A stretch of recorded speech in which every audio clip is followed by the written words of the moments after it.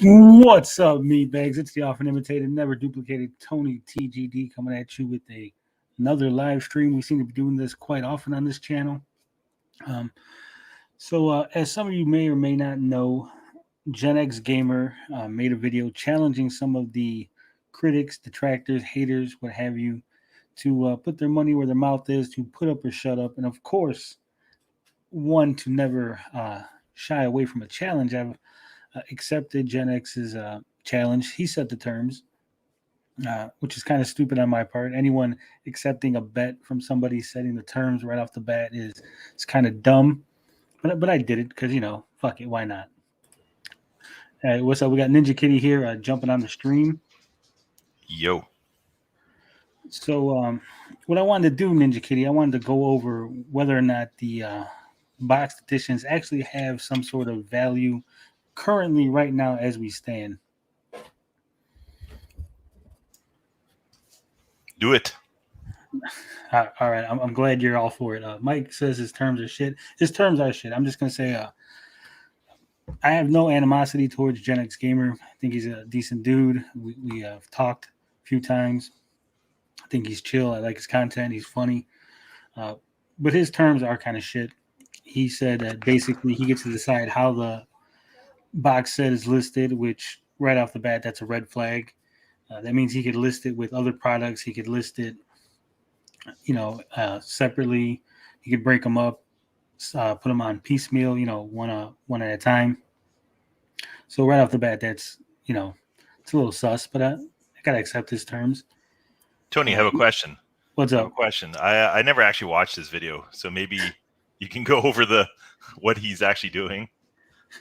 All right. So for those of you who haven't watched the video, like Ninja Kitty, basically what happened was he made a video saying that he had bought 2 box sets. He was going to flip them.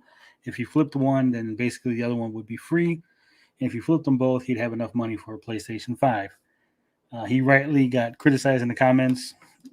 People saying that, there's no way he's going to flip it. There's no way he's going to make any money back.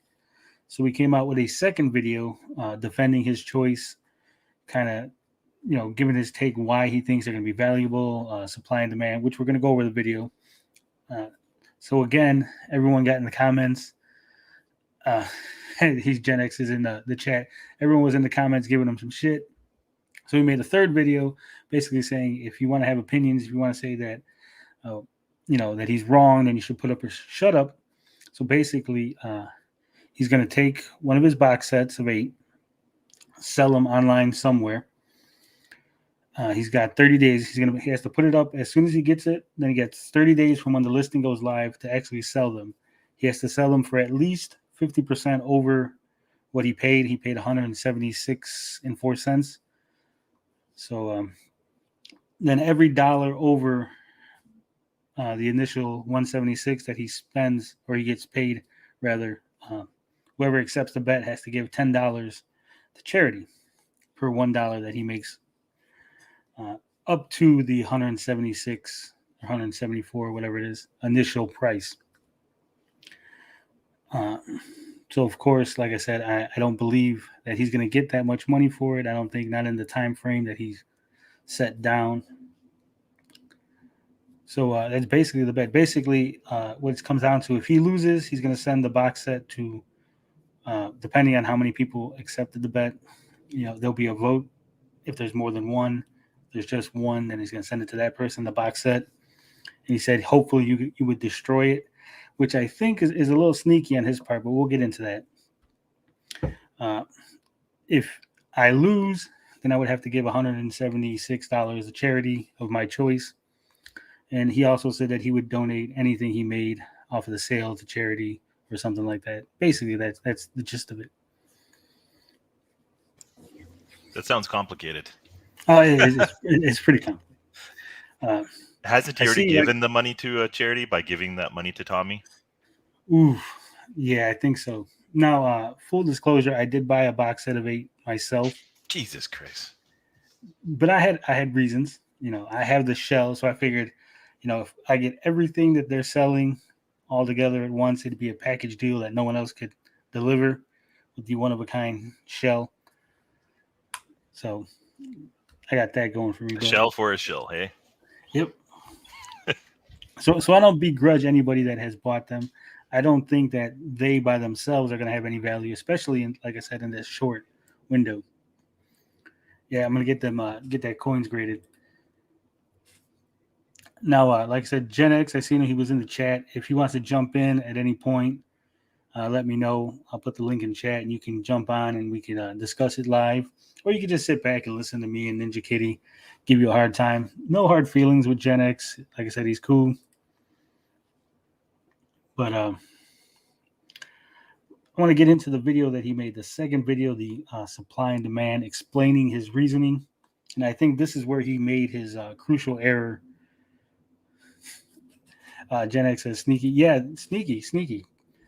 As a game hoarder, a game collector, someone looking to flip the box sets, if you send it to somebody and they set it on fire, that takes one box set out of rotation. Just like when you suggested that if perhaps the haters bought a bunch and burned them or whatever, which would increase the value of the ones that weren't burned, which you would own one of. I mean, it's a smart play. I would try to coax people into destroying a bunch of them myself if I was looking to flip them. It's very sneaky. Like I said, I don't begrudge you. As somebody who's ran many scams and hustles and stuff, I can spot this kind of thing. It stands out. This is why the whole Tommy Amico and the whole thing just stands out to me as red flags. You said you don't know how to use it. It's real intuitive. You just click the link, you end up in the back room. I click on your picture, and then you just talk. If you have a computer, you can do it from the computer or the phone. Either way, like I said, you can sit back and relax. You don't have to jump on. He is a boomer, so he might be, the technology might be too complicated for him. It was. I mean, Dazed Gamer, he got it. So if Hammock Man can get it, anybody can get it. But all right, this is the video he made. It was a physical edition, supply and demand. And like I said, this is where I think that he made a crucial error in judgment. So he said there was 6,000 pre-orders. Times those by 8, they gave us 48,000 boxes that would be needed to satisfy those 6,000. We know that there was 50,000 boxes made, so that would satisfy all the pre-orders. If everybody who pre-ordered an Amico, they would get a box. But we know that there was 10,000 sold on the first day. So he was saying that now there's only 40,000 left. And he said, let's assume that 10% of the diehards were the people who bought in the first 24. That would be 600 people buying in the first 24. That would leave you with 40,000 boxes by 5,400 people, which would only give you about 7.4 boxes per person, which means there would be not enough boxes for a complete set for everybody who pre-ordered. Now, do you see any issues with this, Ninja Kitty? See lots of issues, but I'm pretty convinced that there's actually only like 10 people or dozens of people who ordered those first 10,000 boxes. That's my theory. I'm on my phone. All right, I'll put the link in chat.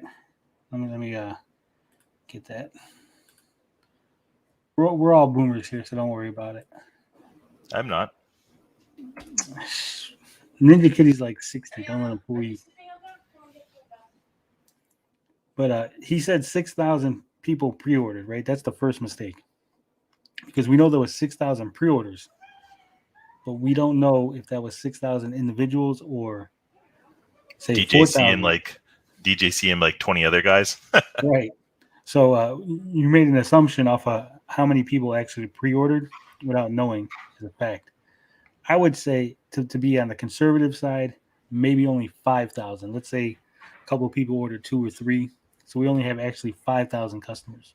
That means we only need 40,000 boxes, which we currently have right now. So if everybody who pre-ordered wanted a complete set, they'd have enough. But wait, there is more.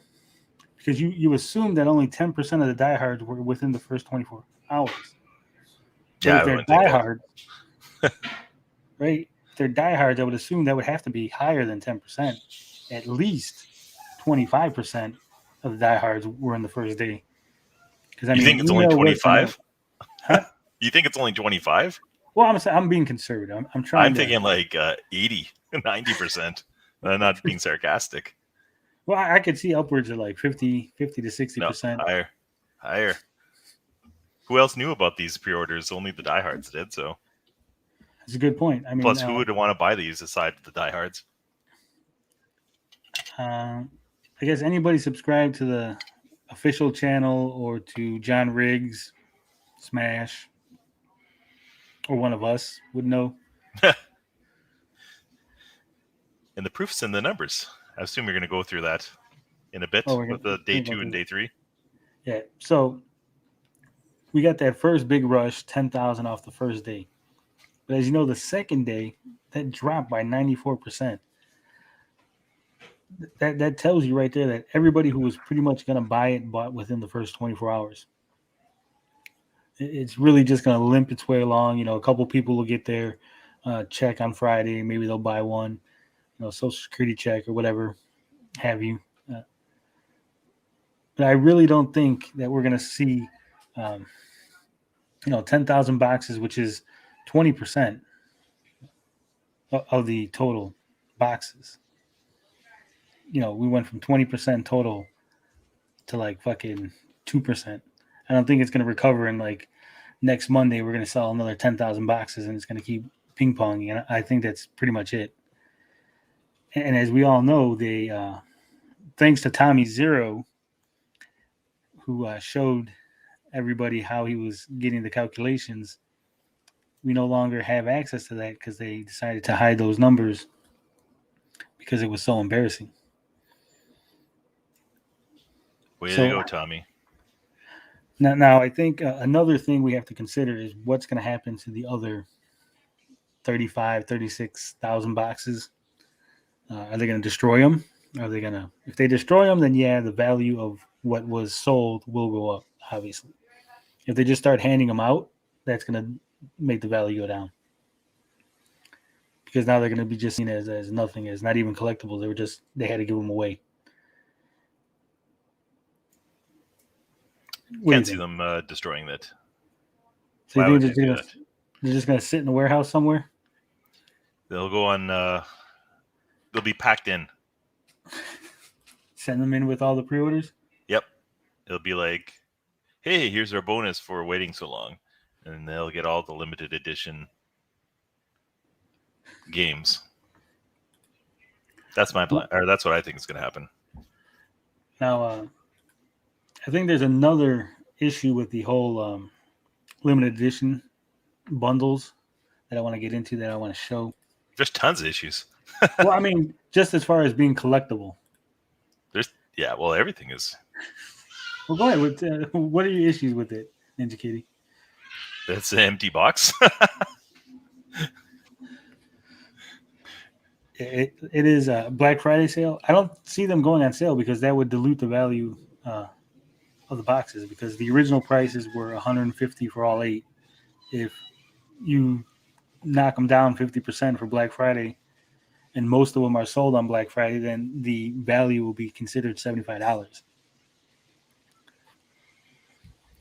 No one's. If the majority of them are sold at the discounted price, that's going to become what the assumed value of the boxes are. I know what they're going to do. I just figured it out. What's that? They're going to sell these to the people who have already bought them, like yourself, but they're going to add in front of where it says limited, they're going to add super limited collector's edition. And then Generation X gamer is going to buy like 5 more sets of 8, and then Retro Bro and all those guys will keep buying that because this will be the super limited. And they won't even like print it. They'll just use like a Sharpie saying super. And you guys will all buy it up. All right, the link is right in the chat. It should be in the chat. If it's not showing up, let me know. I'll jump over to the YouTube channel. You know what? I'll send it to you on Twitter too. Just fucking boomering shit up all over the place. All right, so as you can see, it says limited collector's edition on the front cover of the box, right? Yep. But it doesn't say anything on the side of it, which is what is going to be displayed on the shelves for most people, right? They're going to display them with the spines out, I would assume. Possibly. So if the only distinct difference is on the front cover, which no one's going to see, then I think that most people just buy the regular ones, which they said they're going to make, which will look identical, have the exact same contents in them, and no one will know whether or not it's the collector's edition or not. So I think that's going to hurt the display value. You don't think the Amico fans will be displaying the artwork facing out? I don't. I do. All right, we got Gen X is coming in hot. What's up, Jen? What's up, guys? How you guys doing? Doing Swell. good. Everybody can hear me. I've never used this shit, so Perfectly. Yeah. all right, cool. Hope everybody's out there staying blessed. So, you think that these are going to be more valuable in the long run? I agree in the long like maybe 30, 40 years from now.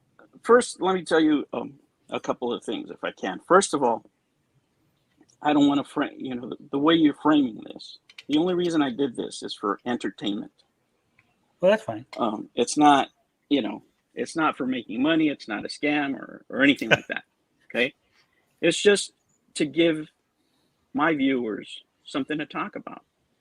So when the Amico supporters, for example, went away because, they were getting pounded, everything really died down because there's nobody to bounce off ideas or talk or anything, right?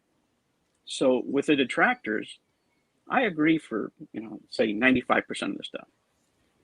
But sometimes they'll say things like Ninja Kitty said, for example, that the Intellivision brand has no value, right?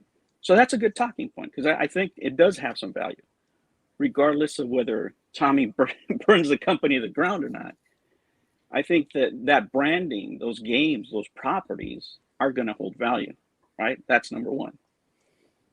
Another thing that was being said by some detractors, I'm not going to say everybody, but they said, well, NFTs are, just a scam.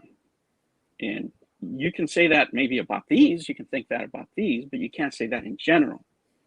NFTs are the future of gaming in a big way, right? So I have a lot of boomers or Gen Xers, whatever you want to call them, in my audience. And I want to make sure that they don't think that, because that should be part of your portfolio moving forward, right? I don't want them to get the impression that all NFTs are junk, because if, for example, if Nintendo comes out with an NFT, right, and you have access to that first run and you're able to get one, you should, because that's going to be worth money. But if you have the impression that all NFTs are shit and they're scams, then you're going to lose out. So I don't want to do a disservice to the audience. I hope that makes sense. Yeah, that makes sense. Here's the issue I have with the NFTs as far as these go. From my understanding, NFTs are supposed to be unique, but you're getting the exact same game. If I get one, you get one, Ninja Kitty gets one. We're all getting the same Moon Patrol. So it's not exactly unique. Well, the key that you will have is unique, right? So what'll make it unique, for example, let's say you have the first run, right? So in the long run, if we're talking about, let's say 20 years down the road, okay, I'm not talking about next week or in a couple of weeks, right? But 20 years down the road, whoever put out the first NFT in a physical form, where the creators of the game could be compensated over and over on the blockchain, which is different than what happens now. If you sell a game over and over again, nobody ever gets credit for the game, right? It's just the first time, and that's it. So that would be different, right? So that would make it a collectible item. Now, what will make these valuable or not is the blockchain that they use or where they keep it. So the smartest thing to do, right, would be to keep it. I think they had a deal with Topps, or who was the card company that they had? Topps. Okay, so let's say that you kept the blockchain there and the ownership of the games there, then that would be a great deal because you know that they're not going to go out of business, right? But if they keep it themselves, then that's a red flag. But we don't know that yet. So that's a speculation on my part, right? So as far as, the games being valuable down the road, that specifically would make them valuable because they're new technologies that are just, it's the first time anybody tries them. Has nothing to do with the game, has nothing to do with, Tommy being a bad CEO or the company being shit, has nothing to do with anything. It's just Right, that particular thing. Yeah. But what I'm saying is, like, how would we got first run, limited collector's edition, Yes. but it is the same Moon Patrol as anyone else's that buys one, say, 5 weeks from now. How would we be able, you could in a physical game say this is the first run, it has serial numbers, this is the first production run. There's no way for you to establish your NFT was one of the first ones unless you Yes, print out some kind of. it's a unique identifier. It's supposed to be, okay? It's supposed to be, in theory, a unique identifier, right? So that's going to be registered to you. Now, when you transfer ownership to somebody else, that number, goes along with the game. Right. But what I'm saying is, how does the person who's buying it know that that particular number is one of the first runs unless Amico and Intellivision, puts out a list of all, here's the first run NFTs, here's the second run. Yeah, I mean, there has to be a way of validating. I mean, I'm not saying that they have all the all the bells and whistles. I mean, it could be some guy with a fucking notebook and they're just keeping track. You know what I'm saying? Tommy's just like, I'll remember it. Don't worry. Yeah. It could be on his cell phone or something. Can I chime in for a sec here? Yeah, go ahead. So there's 2 problems here. The NFT thing is partially going to be the future of gaming. I do agree, but that's not for purchasing a license for a game. It's EA is going to exploit it, with unique stuff that you can use inside the game. Same with Activision, like weapons or whatnot. But the actual license for the game will never, like Nintendo, Xbox will never ever do that down the road because they want you to buy it, and then 5 years down the road rebuy it, and then 5 years again rebuy it. They don't want people reselling games. The big 3 will never. Oh no, absolutely not. That would be insane. So essentially, that's what they're doing here for the Amico, and they overcomplicated something that's simple because the easy thing, what most collectors' items, doesn't even have to be like a video game, could be artwork. Especially artwork is a better example. It's usually you get 1 of 500 or there goes Gen X, but usually it's they just number it. So I don't understand why they didn't have a limited collector's edition and then have the printed on the number 1 of whatever it is, 4,000. Sorry guys, I dropped 4,000. I dropped out. Sorry. No problem. Yeah. So it would just seem infinitely easier if they did that. And then Tony, that answers your question of like, well, which one is mine? And then you actually have it. And if they actually had a physical media, whatever, if micro SD or USB stick or whatever in the box, and all has, a certificate. And then that way you have, the proof of what number you have. So that's what should have been done here, but it wasn't. And then the other issue for the NFT thing with the Amico or the Intellivision is we're going to assume that this company is going to be out of business in like a year or 2. So down the road, it's going to be, it won't be around. So you think it's going to be that long? I'll be surprised they last a year and a half. Yeah. If they don't meet this funding, which, I don't know if they can, I don't think they'll be around much. Anyways, Tony, go on. If I could chime in, with a little information, a little insider knowledge. Oh man, scoop! Because all the Intellivision servers are on the Amazon, the AWS, the Amazon web service, or whatever the hell it's called, and it does offer a blockchain application. So there's a good chance that that's what they're going to be using if they truly are using NFTs. Now, the second thing of note is if you go into the description on the limited collector's edition page, they don't mention NFT anywhere on that page.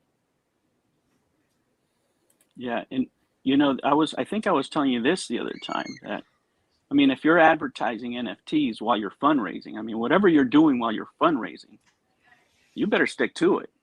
You know what I'm saying? I mean, the government's already looking, so whatever they pop off, they have to follow through. They can't just say, you know what, never mind, we're not doing NFTs, because that's probably one of the drivers that if anybody's investing would make them interested, right? Oh, Anybody sure. that's investing in a video game company, they don't really give a shit about the hardware. You're going to make money on the software. If anybody's investing, I mean, We got CM Retro popping in for the discussion. As far as you said that he announced NFT, so he has to follow through. He did make public announcements about the physical media as he was fundraising, and we saw how that morphed into physical products. So I could see him saying somewhere down the line, maybe 6 months, well, to me, NFT means X, Y, and Z, and it's not really an NFT. It's just a Tommy NFT. A different you know acronym. what? Yeah, I would. At this point, I wouldn't put it past them. I mean, look, it's been an enjoyable shit show. This is like something like if we just decided, hey, you know what, guys, I got $10 million. Let's start a making video games. That's what it seems like sometimes. What's up, CM? You got something to chime in? What up, man? Yeah, man, I don't follow this as much as some of you guys do, but I was actually watching some of JetX's videos today. I didn't comment or anything because I was sort of at work doing stuff. But yeah, I mean, listen, I don't know if they've officially come out and said that they're never doing physical. Just these limited boxed editions or whatever are, the RFIDs or the NR, whatever they are. My four main concerns right now are: when is the console going to launch? There's no guarantee that these 8 games that I just bought are going to be able to play the second I get my console, so that's a little bit of a concern.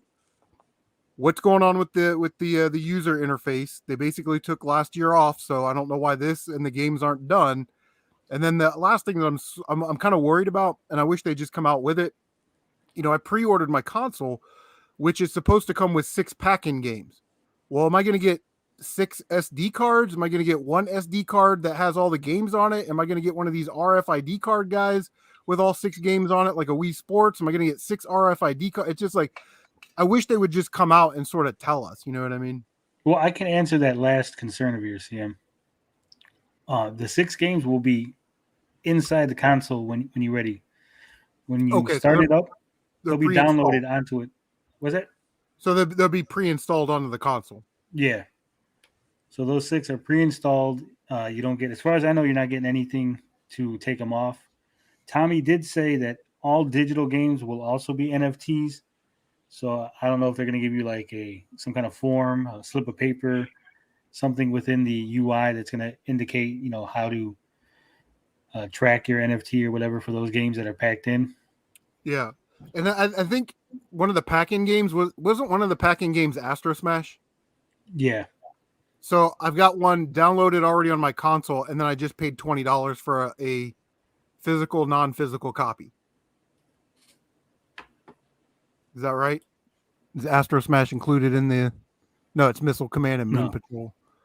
Yeah, I was kind of thinking about that earlier, but I couldn't get to a computer. Like, did I just buy the same game twice? Damn it. Tony, question. What's up, Ninja Kitty? If every console already has Astro Smash on it, why would that need to be an NFT, I guess? Because where else would it go? I don't know. All I know is he said that all digital games. Tony, I have another question. I understand what you're saying. Tony, another question. What's up? Are you sure that all 8 of these games and the 6 pack-in games are complete? No, they're not. That's a big issue. A bigger issue. Let me tell you something, guys. I knew for a fact, and I know that I have a lot of new viewers, so I know many of them don't know this, but I was buying these for the box art. Okay, I'm just because it's my generation, and I'm just old as fucking dirt, right? This is what we're used to, and I would buy these just for the boxes.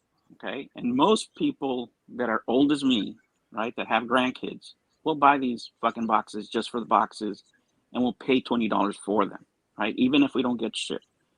Just because there isn't anything else. You know, it's not like we can go and buy a brand new, you know, Atari reprint game, right? So it's just nostalgia. I mean, I know what they're doing. And I think everybody that's buying these is well aware that we're just, you know, chasing nostalgia.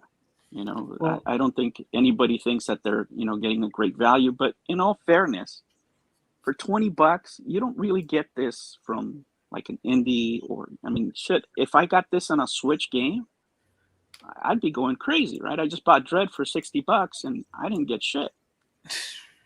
You got a game. Yeah. Yeah, I got a game, right? So now I AAA got a game, though. box. Yeah, it's a great game, by the way.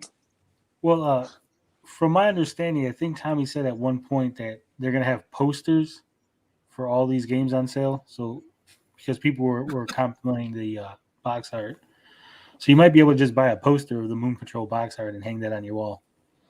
Oh yeah, my girlfriend's gonna love that. Yeah. Yeah, I mean, I don't like that at all. I don't think you should have to buy the poster. I mean, just send me a digital when I RFID tap to my console, just, you know, send me one to my email that I can print off by myself. You know what I mean? Like, There's no loot boxes or any kind of DLC. They got to nickel and dime you somewhere. yeah, I guess. You have to buy it And, from the merch store. Remember, they have a merchandise store with Yeah. lots of stuff. They also need to lower the prices of their t-shirts. $35 is kind of dumb, Yeah, in my that's opinion. well, But it's print on demand. I agree with Gen X. You know, you buy these because you like them, and you sort of go into it treating it like any other collectible. You know, whether it's Funko or, you know, something like that, where it's cool to have on your shelf, maybe something to put away. You know, Yeah. Yeah. And the stories that you're going to be able to tell, I mean, as far guys, and I put this on video, so it's not a mystery that I have this opinion. I mean, to me, this has been the worst console launch that I have ever seen in my lifetime, right? And I've seen them all. yeah, I mean, right? this is just a shit show, right? So, but it's going to be a great conversational piece, especially if it doesn't release, right? What are those? Oh, let me tell you the story about this shit. It definitely will be something interesting. Yeah. As far as CM Retro's first concern about the games not being ready when you get the console, if you read the fine print, the games actually never have to be ready. Right. Yeah. I mean, I don't think this is some elaborate scam, because they seem to be spending a lot of money on, you know, buildings in Utah and R&D and all that stuff. But Well, they got 5 offices. yeah, right. And all the employees make $100,000 or something like that, right? Something crazy. It's crazy town. Yeah. But No, but I'm Yeah. saying, like, if something happens, like if it goes out of business within a year and say Moon Patrol never gets finished, they don't actually have to send you a Moon Patrol and you can't sue them. right. Yeah, I mean their overhead is so high; it's like a third of their market cap. So I mean, it's not a sustainable business model that they built. Show says doesn't seem like a scam, but they have a parachute now.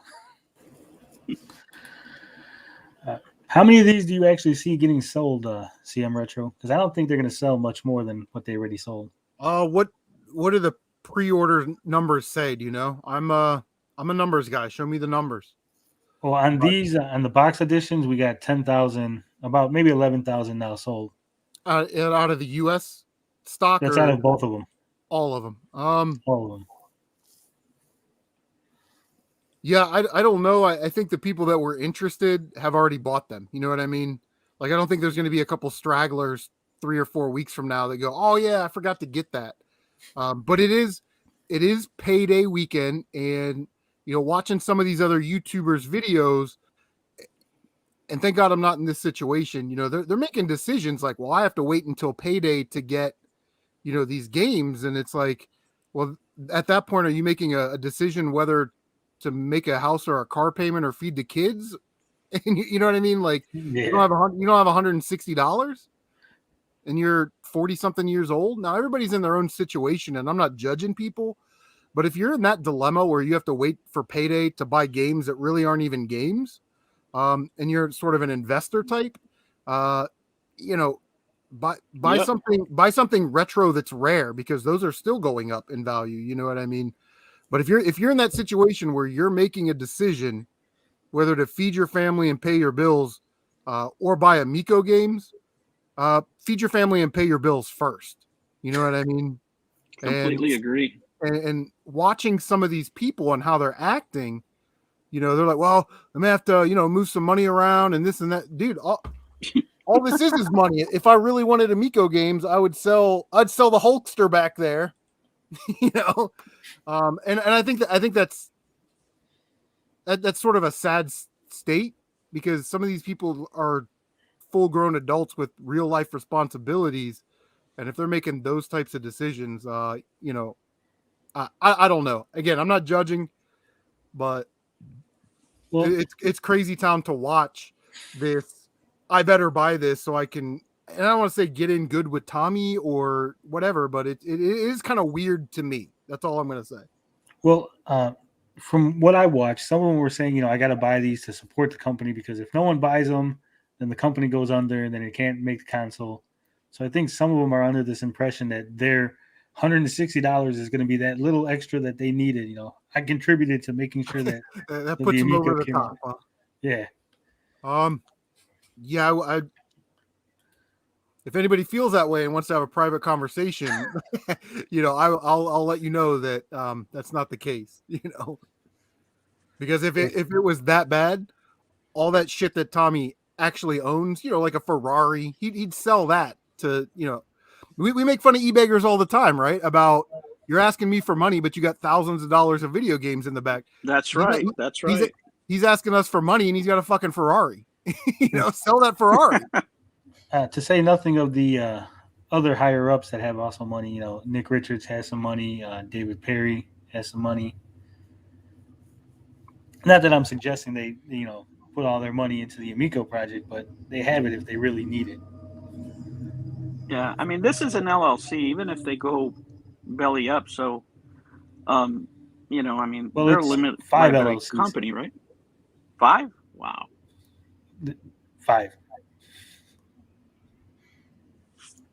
Yeah, Canadian gamer. Yeah, Intellivision Entertainment. I don't know what his situation is with the Ferrari. I don't know if he owns it. I'm just going on a limb and saying that he owns it.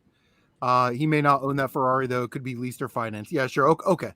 You know what I mean? Like, he can also sell his ass on Sunset, and you know what I mean. So, and I like Tommy. I don't have any issues with Tommy, but it is starting to get a little ridiculous. And the people that are on the fence are like, you know what? Maybe I'll wait for this to come out at Walmart and then be put on clearance for $199.99. You know what I mean?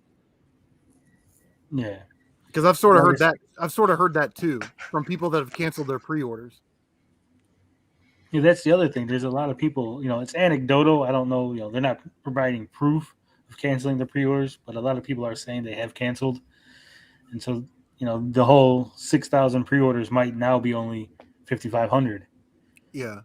And I believe in transparency. I really do. So I'm giving it until the end of Q1, maybe the beginning of Q2. And if they don't say anything and let us know when this console is being released, I'll probably cancel mine as well.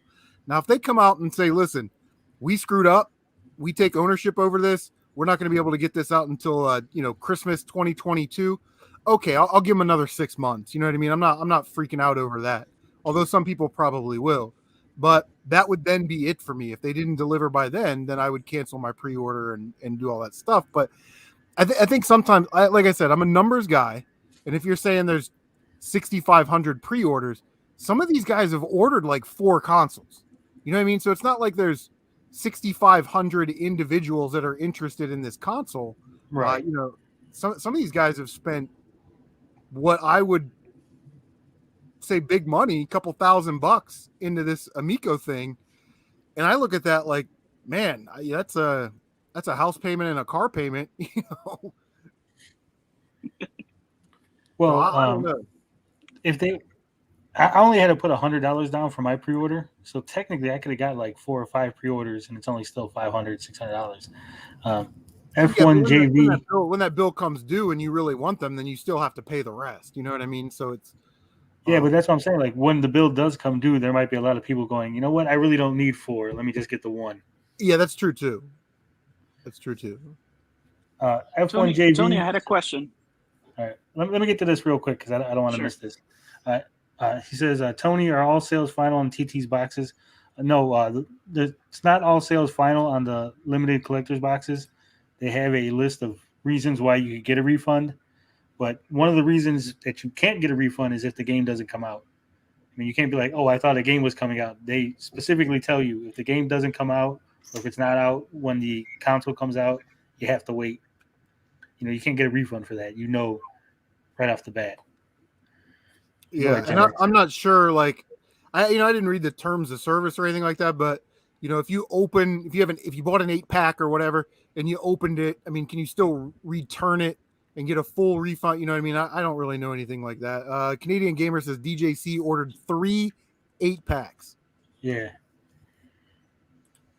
There's no special packaging on the 8-pack or the 4-pack as far as I'm aware. I think it's just 8 of them plastic wrapped versus 4 of them plastic wrapped together. Yeah. And something else that I was kind of thinking about after I made my video was why aren't people in PAL allowed to order the US versions if they wanted them? And why are we allowed to get the PAL version? Like, you know what I mean? I don't know if that would have increased sales.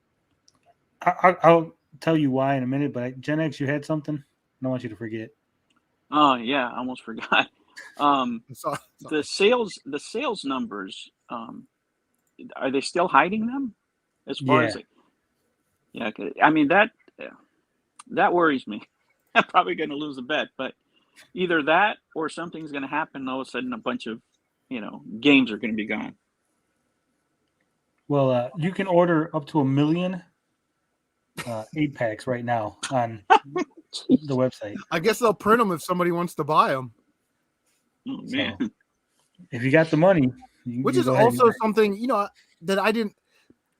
With stuff like this, I like them to sort of be individually numbered. Maybe I'm just like an old sports card or comic book guy, like 37 out of 40,000 or whatever. I noticed that Limited Run doesn't do that, but like Strictly Limited, they'll do it. But Red Art Games, who makes limited type games, they don't do it either. I just think that's a nice touch. Yeah, I agree. The reason why you can't order the PAL version is because they're shipping them from Europe to Europe, and they're shipping them from the U.S. to the U.S. Remember, they moved 40,000 boxes over here already. Yeah, I guess they don't want to charge you extra to ship it to Europe because it's just one flat. Yeah, but the thing is, a sale is a sale. So if I'm willing to pay the shipping on a European set, what's the difference? Well, there is a website you can go to that it's like where they basically take it and then reship it to you. So if you really wanted to. I'm old. I'm not doing that technology. And there's actually 2 European versions. So. Oh, no kidding! I didn't know that. Yeah, because the German rating board is a different rating board from the PEGI. Oh yeah, I got you. Well, couldn't you just order it from the scalpers? Isn't there a lot of scalpers for these already? I'm hoping they pop up on Facebook Marketplace. Yeah, I think that's another reason why I think there's not going to be any real value to them right now is because there is no scalpers. You would think that if this was going to be valuable, going to be flipped, everyone would have jumped on it. Like nobody jumped on it. That's true. Not like the Playdate. The Playdate had a lot of scalpers right after the pre-orders. 20,000 in a couple of minutes? Well, it crashed the site, so it would have been even more. But it was like 30,000, 40,000 the first day. Yeah, I really don't see these boxes being worth anything in the short term. If the console flops, it might be worth something in the long term. If it's a huge success, which I don't think anyone here really believes that's going to happen, but if it's the number one console ever, then the boxes will be worth something. Well, Tony, there is something Amico wins the console awards. There is some value to Gen X ordering his 2 sets or 1 or 2 sets and DJC. So with the money that they made from those 2 guys, they can probably take the Star Fox stuff out of the Moon Patrol now. They have the money. I'm telling you, I keep harping on that QC issue. I mean, when did I bring it up? And it was just never resolved, right? Yeah. And I mean, those are the red flags that you can't fix, right? That's culture within the company, and you can't fix it. I mean, I wasn't kidding when I made my video. I mean, I haven't worked anywhere where you give out a sample to a customer, whether it's something that you're still working on. It has to be to a certain standard, right? And it just can't go out like that, period. But they keep doing that kind of stuff, and they just shoot themselves in the foot. I mean, it's even if you want to cheer for this company, I've said it before. Yeah, I agree. It makes it really hard because they keep on doing this type of shit, and it's just like, what the hell are you doing? Where's the money going? I mean, is the person in charge of this earning six figures? It's got to be the easiest job in the world. You ain't doing shit. Days Gaming says when Tommy snaps and does something insane, the games will be worth millions. Well, as far as the QA issue goes, Mike Mullis on Twitter basically admitted that he knew about the Star Fox placeholder text way back when they were at the Crayola event. Yeah, what the fuck was that about? So between the Crayola event and now, they still didn't fix it. They didn't say, hey, you know what? Maybe we should take that down and replace it with a blank screen or some quickly written. Well, I don't know. It might have been Gen X's video. Somebody's video I was watching today was like, how hard is it to write a paragraph about Moon Patrol and stick it on there? Yeah. I don't the moon is under. It's basically every shooter story ever. The moon is under attack. You're the lone fighter left in your squadron. Do you dare take on the evil moon attacking people? Your quest awaits before you. Go forth, conquer. You know what I mean? Like, what are we talking about here? Oh shit! CM Retro is gonna get a credit now on Moon Patrol when they steal the story. Hey, send me your box copies. I'll autograph those for you for free, and then I'll pay to send them back to you because I don't need your dollars. I'm surprised Tommy didn't autograph any of these box editions either. That would have been cool, right? Yeah, I mean, that might have actually pushed a few more sales. I gotta be honest. I thought the card was pretty cool. I like those lenticular cards. I always love the Sports Flick baseball cards. You guys remember those from back in the day? And the coin is a nice touch. I haven't held one in my hand, but if it's an actual metal coin of decent or good quality, that's kind of cool. And if they give us sort of another like Amico box that we can open up and we can put those coins in or somehow display them or something, that's not. Those two items aren't bad if I'm just kind of judging those two on them by themselves. I didn't think they were. I didn't think they were terrible. One of the saddest things for me is that these are a couple of great, not a bunch, but there's a couple of great ideas here that if they would have done them before the pandemic, right? Before the pandemic, they could have sold some units. They could have moved a lot of units, right? And instead of messing around with that controller, whether it's good or not, I'm not saying either way, but you can make the console cheaper. Just make it streaming from your phone and use the phone as a controller and just cast something, Yeah. And it would have been cheaper. It would have been less than $150, and they could have done something like the Evercade did, which is the Evercade. It's great. I thought I was going to hate it, but I bought it and I love it. But yeah, it's just a lot of missed opportunities. It's just disappointing. Like G10118 says the coins look cheap. Like I said, I haven't had one in my hand, so I don't know really what you mean about that. And I haven't really looked them over. Very hard to see if there's because they look like they're pressed coins. So if there's almost like it's like a die-cast car. Sometimes you get like overspray or underspray, and it makes them look shitty. So if there's like overcasting or not undercasting, they kind of look kind of lopsided and out of place. But I guess it also depends on what kind of metal they're made of as well, which I'm sure it's the cheapest metal that China can get since they have all the metal. It's lead. Oh God, they're made out of lead. We still haven't confirmed it could be chocolate still. Ooh, there you go. I do know in the John Riggs video, he tried to flip it to make the nice flipping sound, and it didn't make any noise. It made like a chunk sound. Yeah. I didn't watch his video. I don't watch big YouTubers anymore. Like I completely unsubbed to all of them. It's unwatchable. But you watch Tony's video. He's a big YouTuber. Well, I'm he huge. is. Well, he's in that major market YouTuber category. So I need to come on here and get that Clout. geek getaway rub. You know what I mean? I'm hoping to get 2 subscribers out of this live stream. Hell yeah. What I think was a missed opportunity was on those lenticular cards. Instead of having trivia or fun facts, why didn't they just put the manual on the back of that? Yeah. I mean, there's simple games. You could just put the instructions right on the back of the lenticular cards. Yeah. Which is what I thought they sure. were going to do. I understand what you're saying. I wish they kind of would have gone the Nintendo trading card where, type where on the back it would give you like a little hint or give you like 2 or 3 hints and then like a bad joke. Like, what did Zelda tell Link to how to open the door? Triforce, just dumb stuff like that. A game like Moon Patrol, I don't really care about the backstory, Rigid Force Rita. I don't care. And it's a touch screen, a D-pad, circle disc, and a couple buttons. I mean, how hard can it be to play? Yeah. What's up, Rambling Man? We're not going to miss you this time. I know I missed you on Saturday. Hurt your feelings. I missed you in the chat.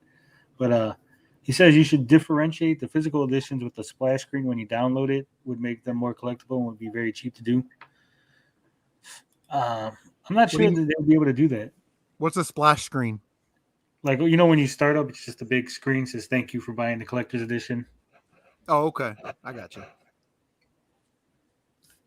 But I think they would need to make 2 versions of it to do that. It's not just like something they could just add and. Mm-hmm. No Call No Show says it could have a graphic like a Neo Geo MVS mini marquee, all button descriptions, and maybe 1 or 2 sentences. Yeah, that'd work.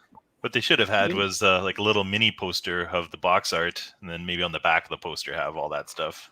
Yeah, well, that's what I said though. Just a small 4x6. Yeah, like a little one, double folded. Put it in there. That would be really cool. And the Shopper Savers card. I know people like that it looks like an old cartridge, but it's a Shoppers Club card. Let's not get too crazy here. And I kind of wish they would have gone sort of like an Amico route and given you like a miniature little Moon Patrol vehicle that had a little base to it, and you could touch. I thought that would be much cooler. Probably not cost effective, but it'd be cooler, that's for sure, for a collector's edition. Well, that's what I was going to actually go into next, because we had all those reactions from the Amico fans saying how awesome this was and how mind blowing and everything, and they were saying that they were showing a prototype of the physical media. Do you think they were actually shown this, or perhaps they were shown something better? Tommy's like, this is what we want to do. Then at some point he was like, well, we couldn't do that really cool thing. We just went with these little cards. Because those reactions seem a little over the top for what we got. Yeah. Say it was something from the 90s or something like that. I can't remember. Yeah. Retro Bro said it was something that was done in the 90s. Hasn't been done since the 90s, and they're bringing it back. So. Yeah, I don't know. I didn't catch that video. That was on the Intellivision's main channel with their physical media. It actually says physical media reaction video. Yeah. And like even in my video, I posted the thing where Tommy was like, if you're worried about physical media, don't worry. We'll have physical media. There's an SD card in the back of this thing for a reason. And, they've since backpedaled on that. And, for a lot of people, especially people that were on the fence, that physical media was one of the big selling points. So if they're not able to follow through with that either now or in the future, I don't know. Mike Garcia says Retro said it was different in December. Go ahead. Oh, I was going to say Rambling Man can get some of the most collectible editions, right? He's over there in England. Yeah. There you go, buddy. think, Buy all those up Leo- and then send them, sell them to Americans. Yeah, Leo DS is in Germany, if I remember correctly, so he can get the rarest ones. Oh wow. Rambling Man says these games aren't ready, so just replace the placeholder graphics and make a separate available in the eShop when you download. Simple. Yeah, I don't even know why there was placeholder graphics. Once again, the deep lore of Moon Patrol doesn't really need to be said. Yeah. I theorized it was actually it's a screen that's hiding the fact that it's actually still loading up the game. They want to try to make it seem like the game's loading faster than it is, so they threw that screen in. So you're like, oh, this is going to be text here, but it's actually loading the game still. Yeah. So out of the 10,000 European versions, how many of those are German versions? Because There's no way. that would then be the rarest form of this 8-pack, right? Right. There's no way of really knowing unless they release the numbers, but I would assume it's probably going to be like 20% of the European. So About 2,000. yeah, maybe like 1,600 to make it even. Probably a Peggy sticker. I doubt they had a unique print run. Okay, so they may not be different. They're just gonna they are different on the box. Yeah, the Peggy, the European ones have the Peggy rating. Hmm? The American ones have the ESRB, and the German ones have the USK rating. So it's just the little corner box is different. That's about it. Yeah. Huh. You know what I'm still sore about, and just because when it first came out, if you look at my first video that I made about the Intellivision Amico, I played it when I was a teenager in high school, but I never got, we never get to see the retro reimagined stuff, right? Where's Cloudy Mountain? Where's Night Stalker? How come we're not playing those? How come those aren't being demoed? I mean, it's just, that's what I really wanted to see. I know many people my age, right, that were buying this console wanted to see those games specifically, and they're nowhere to be found. Well, they showed them off for one video, and then they just kind of disappeared and never to be seen again. I think, according to Tommy, he's trying not to show off too much of the retro reimagined stuff because he's going after that family market.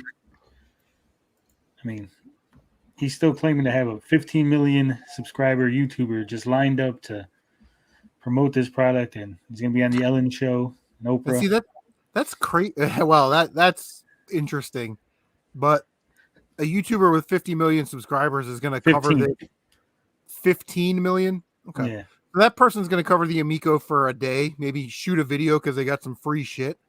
I told Retro Bro this. He needs to go to the YouTubers that are going to do the console unboxing video, that are going to stream it for the entire weekend. Its first weekend or first 2 weekends out. Like, those guys are going to do one video on it, and then it's going to be forgotten about in their world. Yeah. It's just kind of bizarre.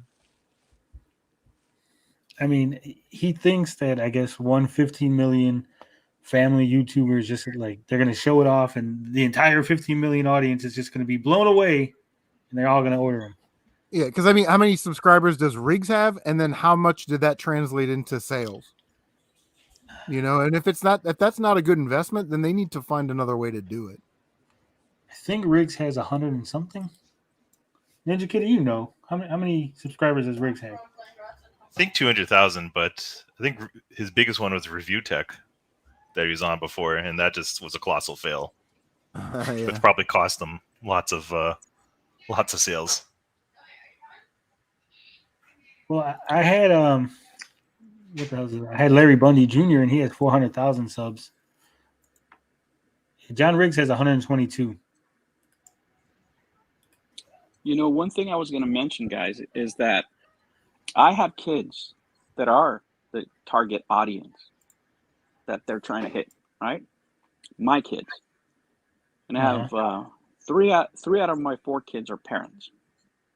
My grandson, which is 6, just asked me for a computer, right? He plays the Xbox, He plays Fortnite. That's what we play together is Fortnite. And he plays Minecraft. But he wants a PC now, and he's only 6. My daughters grew up with Nintendo and PlayStation. For the most part, the Xbox didn't come till later, but when they were kids, they were around the PlayStation and Nintendo. So that's what they know. When they think of video games, they first think of Nintendo, and then they think of PlayStation. They don't know what the Intellivision is. By the time, they were kids, it was the early 90s. So they're not going to gravitate towards this brand, number one. Number two, the kids are not interested in holding a controller. They're either on tablets or playing Fortnite and Minecraft and stuff like that. So it's a really tough sell. I'll tell you what Tommy told me. Well, obviously, because you are a gamer, your kids are not the target audience. And thank you for your continued interest in the Intellivision Amico, but this isn't for you. Yeah, but I don't know if you have any kids, right? But I don't know of any kids that would want this. Like the children's charity that I'm donating to. When I lose because it looks like I'm going to fail miserably, they're going to use this money to buy Switches or PlayStations. They're not going to buy an Amico. And that's what kids want, and it's going to be a tough sell. Yeah, well, at one point, Tommy said that the target audience was kids too young to actually decide what gaming system they want, so the parents would just buy them Amico because the kids are like 3 or 4. They really don't have any choice. And that was a terrible idea. It's been proven to be poor over and over again. I just want to circle back for one thing. So Gen X, you're saying that Intellivision, nobody knows about it. So you're admitting that the brand is not worth lots. Is that what you're saying? No, I'm saying that their target audience doesn't know about it. Their target audience should be the retro gamers. It shouldn't be their target audience is, because I'm not quite as old as you guys, but nobody in their 40s, younger 30s and early 40s heard of Intellivision. Like nobody. So they grew up with Nintendo. Like, so you're hitting the 50 plus crowd, and that's how small is that market? Do you mind me asking how old you are? 4 and a 0. Oh, 4 and a 0. Okay, so you're not younger than me, Ninja Kitty. Well, you sound old. I assumed you're old because you smack your lips and stuff like old people do. So that's true, man. That lip smacking. What's up with that? Well, I have a condition called tongue-tied, so my tongue doesn't extend out of my mouth. So when I talk, sometimes I smack my lips. Oh, I thought it was your dentures popping in and out. No. Okay, that's good. Yeah. The Intellivision, by 1984, as far as being really popular, it was out. So the other issue born after that. So one of the things I think Tony said numerous times is they started off as a retro reimagined console, then assumed that wasn't working well, so they pivoted to try to be like the Wii, and then became the family console, and now it's pivoting again to being the seniors AARP and religious console. Like they're just reaching just to find anybody, and it's seems to not be working too well for them. No, because for a family, for a family console, like look at all the games like on that 8-pack there. Like, how many of those games are like little kids, are a family going to sit down and play together? Most of those are, well, at least half of them are retro reimagined games. So yeah, they're perfect for somebody like me, for example, right? But not for a family. My grandson would not play any of those games. Well, I will say, I guess it depends on how old. Like, I've got an older kid that's 23, but my 2 younger ones are 17 and 14, and they're doing the school thing and their extracurriculars. Then they want to talk to their friends on, social media or whatever. So for someone like me, and then again, my own personal situation, I can hook that thing up to the TV in the living room, the big screen there, and 15, 20 minutes after dinner, if I can get 15 minutes out of them every Friday to play some Amico games, that's an hour a month. That's 12 hours a year that I can get with my kids. And for me, that's kind of worth it, before they run off and start doing their weekend and online Fortnites and, stuff like that. So I think there is something to be said for these younger kids will play it if the parents that like that kind of stuff. And all my kids are gamers, by the way, so they're into it, regardless. I think it's worth it just from that aspect. Again, an hour a month is. Yeah, the other angle I never understood, and several people have pointed that out to, is, this console is for non-gamers. I mean, what kind of concept is that? It's like making whiskey for non-drinkers. You know what I'm saying? I mean, isn't that kind of weird? Yeah, I think that was done because, you got to reach for the biggest market, and the mobile gamers are the biggest market. So I think that was just a lot of pomp and circumstance. Tommy just saying, "Hey, we're going to get a percentage of this 3.5 billion. Invest in the console." When I don't think he really believed it. It was in their investor's pitch. It makes it for a good chart. Yeah, it does make for a good chart. And I think I made fun of it because, I watch Shark Tank all the time, and people always say, "Hey, if we just get 1% of this potential market, whatever the market is," and then the sharks on Shark Tank always eviscerate the person for saying that, because if it was that simple, then everyone would do it, and everyone would just get 1% of the market. And for this thing, it's not even related to the mobile market, and clearly by the pre-orders, it's not actually happening. Yeah, Tommy Amico brings up a good point. People without TVs are going to buy an Amico. A lot of mobile gamers don't actually have TVs. If you break down the amount of people that own phones worldwide versus the amount of people that own TVs, a lot more people own phones, because in places like third world countries, they still have phones, but they might not have a TV. So I don't know how he's going to sell an Amico to places like India and China. Yeah, especially in China. When I was in China, the amount of mobile gaming that I saw was incredible.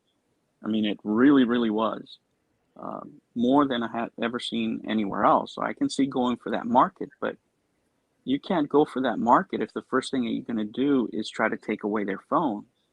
If they would say you can use your phone as a controller and cast it on a TV, might be a better idea. But I'm telling you, when I was traveling, I would see people on the train with an extra power bank just so they can game. You can go to Starbucks over there, whether you're talking about Singapore or Malaysia, and they're packed with people gaming on their cell phones. Yeah, it's the same in Korea, also, and Japan. And I think that was one of the things I brought up to Tommy when I interviewed him. I'm like, you don't have any games. You want to say that you're going to be into the mobile market and get that market, but none of the games on the Amico are comparable to the top mobile games that people are actually playing. There's no Match 3. There's no hentai anime waifu game, So I was like, why would they put their phone down to play Moon Patrol when they're playing, Candy Crush or some other like collectible card game, some licensed anime property? And then he called me an idiot. And that began your journey. Yeah, he really doesn't like you. No, he doesn't. He was on stream twice saying that he hated me, screaming at the top of his lungs that he hated me. So, what did you do anyway? I'm not. I was going to say, is that true? Why? Did he really say, "Tony, you're an idiot"? Yeah, multiple times. He's written long screeds. What I did was originally he was nice to me. I was looking into the Roblox oof situation. He was real fine with me over that. And then I started looking into the Amico, and someone had just mentioned that they were curating the comment section on the official channel. So I said, hey, let me look into that. Sounds interesting if they're really doing this. And I made an article, and then all hell broke loose from there. because he called me a liar. He said that they weren't curating the comments, that I was a liar. Then he said that I left all kind of profanities on the Intellivision channel, and that's why they banned me, because I had left all kind of nasty comments on the videos, and that's why they banned me. And it wasn't what I said.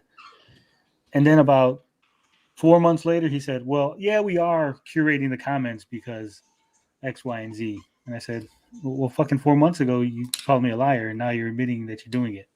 Yeah, and that's not the way to go. If you leave a nasty comment on one of their videos, now again, as long as it's like, this console sucks, I hate your face, your product is dumb, right? We don't get like way over the top racist, sexist, whatever. Then other people that feel the same way that you do comment on the video. That's another impression in the algorithm, and you know what I mean? Like, Yeah. like that doesn't Well, even here's the thing. That's why I never take down. If I say I like the Amico and 50,000 people say you're an idiot, it's a scam, it's a liar, you're dumb, I leave those comments up because other people are going to like, love, and leave other comments, which are more impressions for participation points, really. I don't know. Yeah. Like, why don't Well, you the know thing that? was, he went and he implied that I was using cuss words and swearing and being very over the top, inappropriate. And I actually show in the article, I took screenshots of everything I did. I said, here's the comment. Here's it not appearing on the video. Here's them banning me from the thing. But I guess to save face, he had to make it seem like I was throwing F-bombs all over the place, which was ironic that he said that he deleted the comments for swear words, but then I showed proof that there were still swear words, but they were positive, like, fuck yeah, this is awesome. Don't you think that's a little weird? Like, what's worse? If I leave a comment where I say the F word, or you lied to 6,500 people about physical media? Yeah, I agree. I mean, misled. But, I'll say misled. Let me retract. Well, you know what? He got mad when I said that too. I called him a liar. I said, I didn't call you a liar. I said, you just lied about this one situation that you're lying about. I said, but you're not a liar necessarily, right? And that he didn't like that either. And then everyone on Atari Age piled on me, and that turned into a whole shit show. And 2 years later, here we are. Oh shit, that was 2 years ago? Like a year and a half. Oh man. So he created the biggest quote unquote hater channel on YouTube. Was a result of Tommy insisting that he do an interview on YouTube with me. Sorry, I'm just reading the chats here. You're the biggest hater channel? Well, that's what they say. I'm one of the hate leaders. Didn't you pre-order a console? Yeah. I mean, I would say like, and I don't watch all the channels, but I would say like Darius is the biggest Amico hater that I know. You know that every day with that bullshit.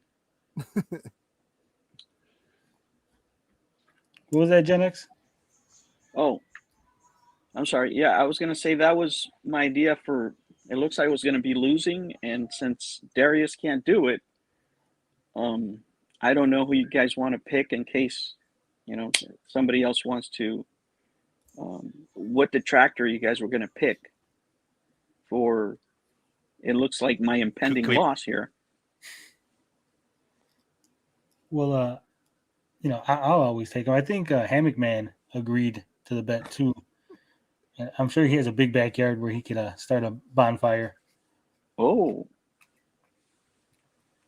Yeah, I mean, they can do whatever they want with it. I mean, to me, it would have been funny since, he's well, I mean, I think everybody identifies him as the biggest, hater, but he said he can't do it where he lives, so he's not able to do it. So, I don't know who else could be up for the award. Yeah, Dracovania says it right. Tony's the biggest hater, yet he has an actual Amico shell, pre-order, and bought games. And not only that, out of everybody in the Amico community, sphere, whatever you want to call it, I had the biggest YouTuber that anybody else had, Larry Bundy Jr., Guru Larry, came on the channel, said all kind of nice things about Tommy, all kind of nice things about the Amico, and I left that interview up for everybody to read to possibly get people interested in the console, but I hate it, and I'm trying to destroy the company. Days Gaming says he'll burn it. So Hammock Man, he says he got it. Don't accidentally set that sweet ass Ninja Turtles collection you have on fire. Those Masters of the Universe guys. That's pretty dope, man. Rambling Man says put them inside the Atari Creeps gazebo and burn it down. Everybody wants to beat me up. Atari Creep, Turbo Joe. Yeah, I don't think that guy likes me, but I don't give a shit. I think we pretty much covered the boxed editions. Anything else you want to add, Ninja, Gen X, CM Retro? For me is even if you don't participate, in the contest, if you guys want to donate to charity, that would be cool this Christmas. There's a lot of people that, have been affected by the pandemic. And, there's a lot of people out there having a tough time. I can tell you, I know many people, especially Gen Xers, that have been let go from their job, and because they're already up there in age and they don't have education or whatever, they're going to have a really tough Christmas because it's going to be hard for them to get back into the workforce. So just, donate, and try to do the best you can, I guess. You got anything for us, Ninja Kitty? Hey, nothing. Just enjoying the show here, and I can't wait for this. Because Tommy's going to say something about how much of a success and how they sold out or something. I'm anxious for the follow up. You reminded me what I wanted to talk about real quick. Tommy? No, selling out in eBay Canada, or was it? What the fuck was it? Best Buy. Best Buy Canada. That doesn't seem like it makes any sense to me. And here's why. Let me break it down. Go for it. We were told that they had 100,000 purchase orders, right? For all the companies that they had. That's what he said. Before Best Buy Canada started doing the pre-orders, he had 100,000 purchase orders. He then said that he had to stop taking purchase orders and stuff because they couldn't be sure that they would be able to make that many consoles.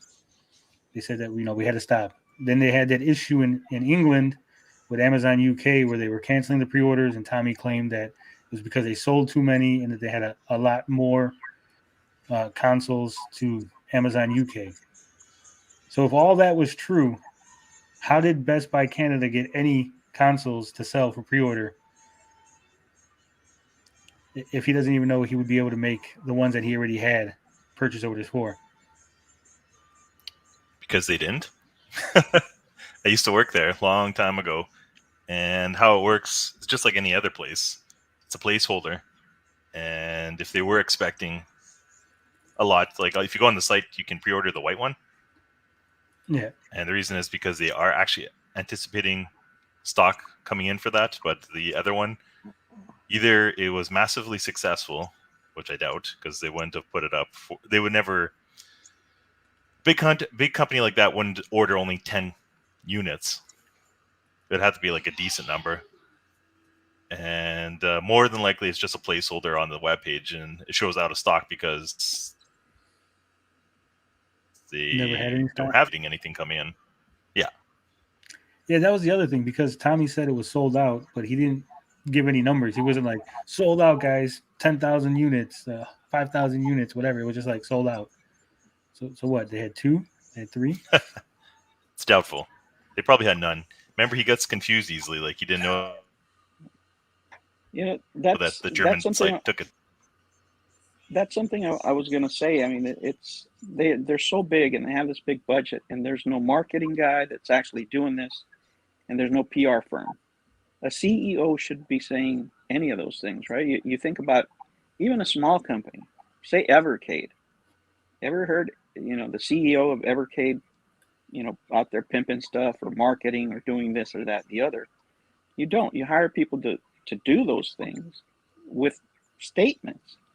And that way you don't run into trouble. But if you're just shooting off the hip, like it's a homegrown operation, that's where you run into this, all these things that he's had trouble with. I mean, it doesn't take that much money. All you have to do is fire a couple of the guys that were working on the controller that doesn't work. whoever's working on cornhole, get rid of them because they're not doing anything, and hire a couple of good PR people and try to fix the brand. At this point, I mean, it's over.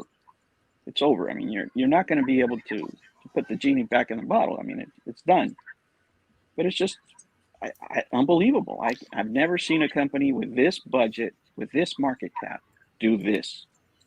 Gen X, I said, I think on my stream with the hammock guy, that this would make a perfect case study for business students to seeing all the things you should not do if you're to run a company, because it seems like every single decision along the way they've made the wrong decision, which is amazing. Like they can't even stumble into success. And like you said, like the Evercade, I put in the chat there, the Evercade just showed their user interface on YouTube, just a basic 10-minute video. They didn't hype it up, didn't talk about their past accomplishments. They just keep it simple. And same with their the delay they just had. They transparent. It's very easy to understand when it's coming or why it's being delayed. And you think that Tommy would just copy what other companies are doing and mimic along, but I think the biggest issue would be his own ego. So if it was anybody else running the company, I think it wouldn't be this bad. To Gen X's point, at one point they did hire Zebra Partners, which is the firm that Perry Kaplan, I think that's her name. The two Nintendo ladies that he was always touting about. They own Zebra Partners, the PR firm, and they did hire them. I think they hired them for the name recognition and to just get some advice at the beginning, and then they went with a cheaper PR company afterward. Like they hired them for a couple of months, tried to get as much information out of them as they could as how to market it, and then just let them go. So they did have a good PR company at one point. That's what they hyped up on that investor video, right? Right. Yeah, that's actually that's where they lost me, right? I was pretty positive until I saw that video, and when I saw that one skinny guy, I can't remember, the bald-headed guy reminds me of some guy that used to live around my neighborhood. Neil Patel. Yeah, but we used to call this particular man, we used to call him Froggy. But anyway, he was a homeboy. But when that guy said 10 bagger, I knew he was full of shit, right? And I didn't have to even listen to the rest of the presentation because 10 baggers in investing are hard to find. I mean, I wake up, one of the reasons I don't do videos a lot and wait till the weekend is because I trade every day, right? So I get up extra early before I go to work so I can trade. And that's just what I do. So I look for 10 baggers constantly, and they're not easy to run into. You have to chart, you have to do research, you have to do a bunch of stuff in order to get a nice 10 bagger.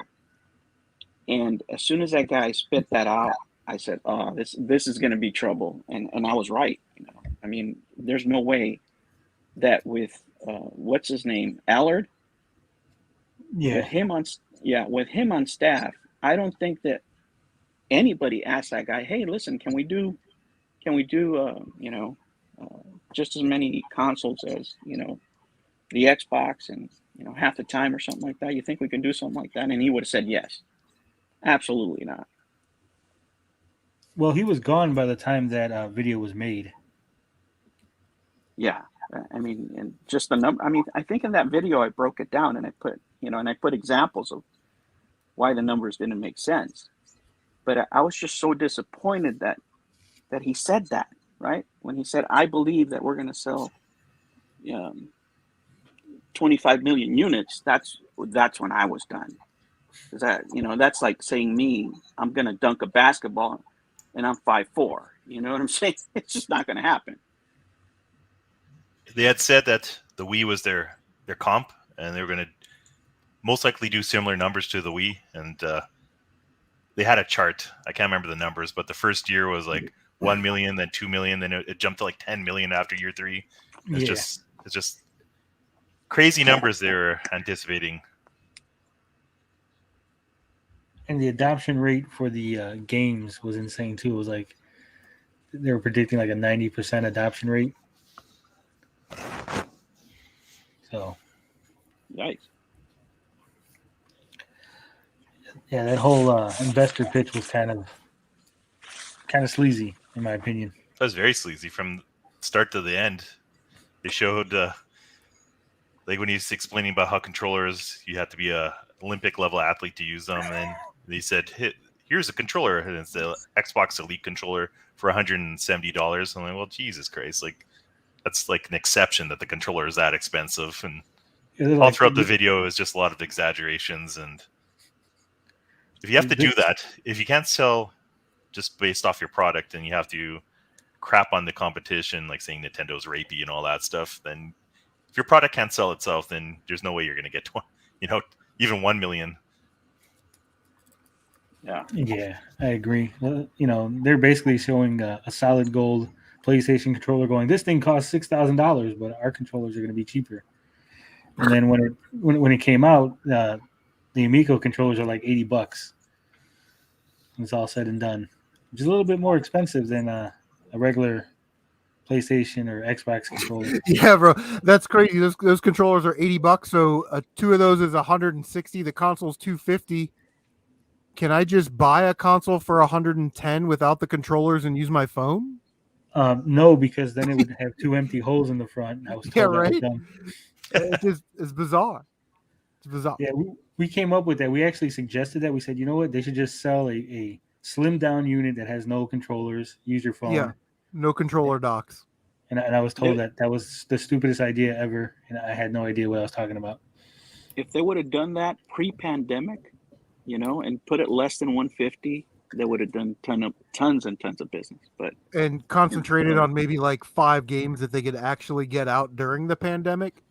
Yeah, we probably all have stripped down consoles and at least 5 games that we could play, live stream, do unboxing videos for. But I guess we'll wait for that 15 million subscriber YouTube channel to pump up our numbers and get us to the promised land. Yeah, that's the most idiotic fucking thing I've ever heard in my life, by the way. Do any of you guys actually think they're going to send out the Founders Edition well ahead of the regular orders? Because I don't. Because I personally think that if they send out Founders Editions, people are going to get a hold of them. They're going to make videos. And if it's not looking great, that's going to detract a lot of people to cancel pre-orders. And I can tell you what would make business sense. Not that they're going to do it, because they never do anything that makes business sense, right? But if I was in their shoes, right, and I'm sitting here going, shit, I got to raise money. The PR is bad. What can I do, right? So I would send those out, make those a priority. Try to get them finished however I can, so I can keep the buzz going during Christmas time. Get some press, get the rest of the money in there. As far as investors, and then try my luck. To tell you the truth, if they run into trouble, probably the best thing, the wisest thing for these people to do, if they don't have enough money, right, is look for a whale to come in and said, let me buy it. You're going to go down anyway. You're going down with the ship. Let me buy the intellectual property and I'll move forward. Let me have, the games or whatever you're working on, and take a bow and go. But, they're not going to do any of that. They're going to go down with whatever Tommy's plan is, and if it doesn't work, then they'll just go down with the ship. That's it. Yeah, I'm not sure he would yield power to anybody. But I guess if the console comes out and it works and everything's good to go on that front, if it were me, I would try and get it into hands of YouTubers and that actually play games and stream. And say, listen, man, we'll give you like 3 download codes for some free games, but we need you to stream this thing for like 2 hours a weekend for the next 3 or 4 weekends. You know what I mean? And that way the console out there being I got the perfect YouTuber for that. The perfect YouTuber for that. Yeah. You know what? Not only that, he can help you raise money. Give it to DSP. He doesn't have any sponsors, right? I knew you were going there as soon as you said that. Yeah. I mean, this guy. If you don't give me money, I will shut down this live stream. I've got better things to do with my time. Like what? You don't have a job, bitch. Yeah, but you know what? That's funny. Wasn't Twitch just leaked and the guy made like $100,000? Yeah. So I other than being funny, right? But then you think, this guy made $100,000 What in the hell? You know, that's nuts. I mean, this guy actually snorts on stream, doesn't press the mute button, and people are giving him money. I mean, I have no fucking faith in humanity. I really don't. Crazy town. Crazy town. Yeah, but DSP is a special case. He's a very, very rare snowflake. Yeah. Well, and then I've never seen e-begging to that level unless it's, Kasharsky or somebody. Hey, but he gets the money, and they need the money, right? I mean, he's going to deliver. That's the give thing, him a 10% right? commission. Yeah, if he gets 1% of the audience, right, to give him money. Yeah, it's 1% of the market. Yeah, just tell me we'll give you a 10% commission of whatever you raise. Jesus Christ! I mean, what wouldn't he do? Yeah, well, I know that when Tommy made his legal threat to Ars Technica, that kind of pretty much tanked any positive fluff pieces from the mainstream gaming press. So, I mean... So you don't think he's going to send one to Digital Foundry to Ratface? No, I don't think Ratface is getting one. Ratface. Is it? Yeah, that was good. Chappie says, please don't tell me because actually makes money off of YouTube. He took like a $45 donation or something to shit in a box on a live stream, in a shoebox. Jesus Dear Lord. Christ. And he did it. He did it. What? By the way, guys, Rich took like a $200 donation to take his shirt off. Yeah, I can't read the chat, so I just see whatever pops up. I'm just not. I'm too old to read chats, I guess, with my phone. But I just want to make sure I say hi to everybody. Yeah, when you stream on your phone, it's harder to read the chat. So Tony, I have a question here. What's up? You're talking about the Founders Edition. Wouldn't the firmware and the motion controls and the LEDs all have to be complete before they send out units? And it appears that none of that is done yet. I'm not sure, did you see the webpage? They're hiring 2 more people. Like one of the hiring pages, they're hiring more developers. I can't remember what it was. It wasn't the quality assurance person. It was OS. It was for the software or something, or the OS. Those are for accessories for the the accessories. What if they make it like a DIY kit? Do it yourself. They just send it to you and you put it together. We'll just send them like blank kits, like Pinewood Derby cars, and you can cut it and shape it and color it to however you want. All right, guys, I gotta have dinner, but thank you for inviting me. It was really fun. I subbed to you too. I subbed to you today, Gen X. All right, I'll do the same. You guys have a great night. See you, Jen. Right, take it easy. Bye-bye. Hopefully, I was gonna say, hopefully he boomers it and we get to hear him talking to his girlfriend. He walked away. Yeah, I don't think they're gonna send out any Founders Editions just because they don't know who's ordered the Founders Editions, and they don't want the wrong person to get it. They don't want someone to send it to Pat and Ian or Digital Foundry, because that would be a disaster. Big time.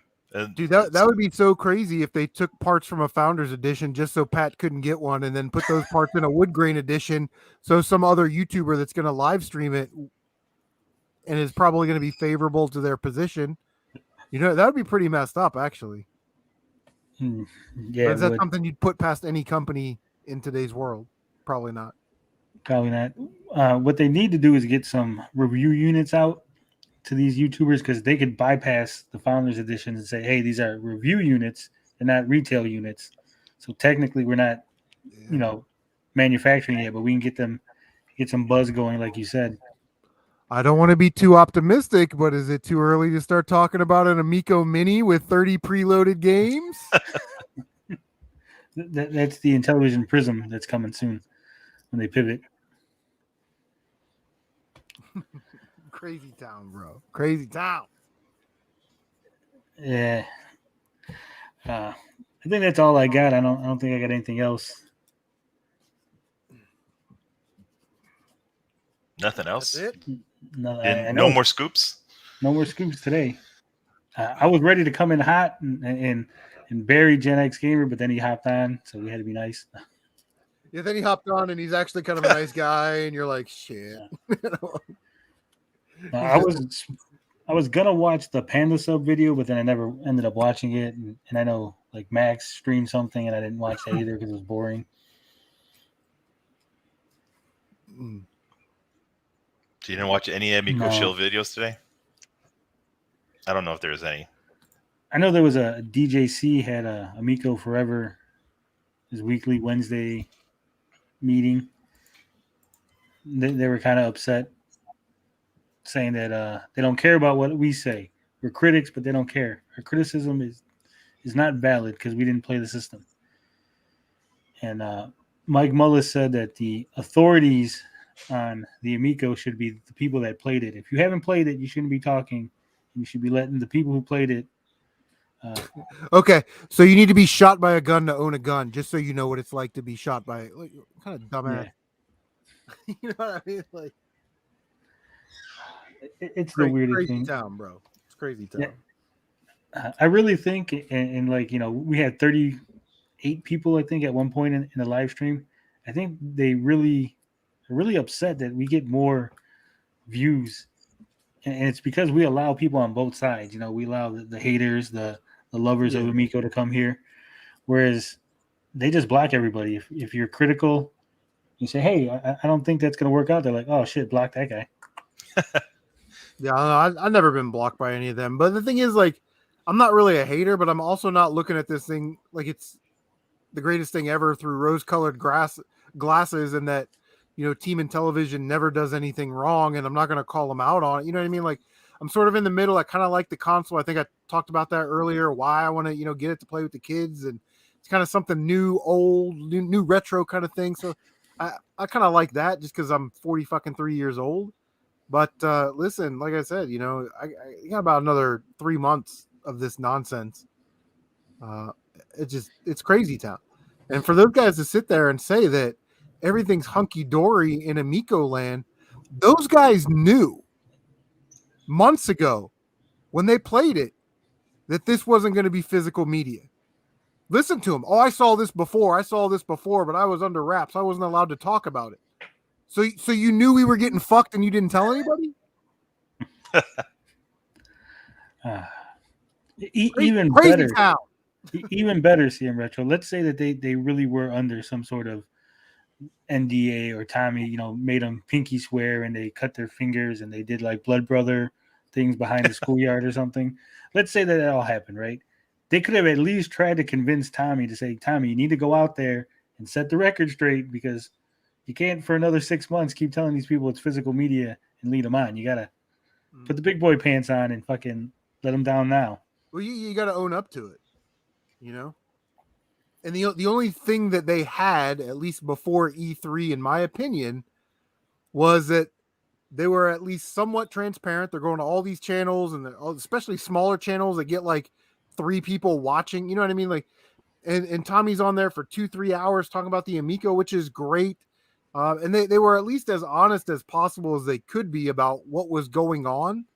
And then it seemed like after E3, they really put it in lockdown mode, and they weren't telling anybody anything, you know, unless you were in the, you know, the special guild of Amigos people. And it's crazy town. And so and it's crazy because some of those people I consider my friends that knew 3 or 4 months ago that this wasn't going to be physical media, and they wouldn't tell me, even in confidence, even on a phone call where there's no written record, they wouldn't say, hey bro, check this out. There's not going to be, this is what's going on. You know what I mean? So it's like, maybe they're embarrassed. It's like some deep state, QAnon. The Miko people are kidnapping babies and drinking their blood. I don't know that for a fact. That's speculation. You heard it. Some people are saying it. No, we're not done, Obsessive. If you want to hop on and give us your take. Yeah, I'm gonna go get some more beer, but I just think it's fair to criticize when it's due. When you know what I mean. Yeah, you can't look at this as. And I've said it before. Even some of the haters are like, yeah, I don't like this, but yeah, you know what? That's actually kind of cool. That's kind of, you know what I mean. but they won't criticize anything. He can't handle the I've Amico said it too. before. I can't. I've said it on the channel. I said, you know what? I don't want to constantly criticize and say bad things and have a negative opinion. So show me something good. Show me something that's going to get me excited and say, hey, you know what? They did this nice thing and it's good. And fucking let's get behind it. And then they just never do. They keep dropping the fucking ball. tripping I over think the the E3 video, they could have saved a lot of face at the end of the video showing actual Earthworm Jim gameplay, like real stuff. Yeah. And when they just showed you can win a contest, blah blah for artwork, and that was like their closer. And like that's how you're closing the show. Like at that point, I do for sure that they're toast because and it's like that presentation for people that don't understand what Amico is, never heard of it. That was probably a pretty good presentation for those people, but they got to know that the haters and the lovers and the people that are on the fence are watching it. And it's like, they didn't put the release date. They didn't say the release date, which was red flag number 1. They didn't even talk about physical media or attempt to show off physical media or explain it. That was sort of number 2, and then they weren't even talking about how, like, when this console releases, you'll be able to get it at GameStop and Walmart and, CVS with your Shoppers Club card or whatever it is. And it's like, whoa, they just all of a sudden just sucked it in and they're not letting any of the information out. And then they expect us to get excited over physical media. And then we get that shitty video about, see, it's going down the line. There it is. And then 2 months later, psych! It's not actually physical media. That shit that we told you was physical media 2 months ago, it wasn't physical media. And they expect people to be okay with that. And it's not good. It's crazy town. It is. In the weird E3 video, build up hype for something to let people down. Yeah, that's what I said.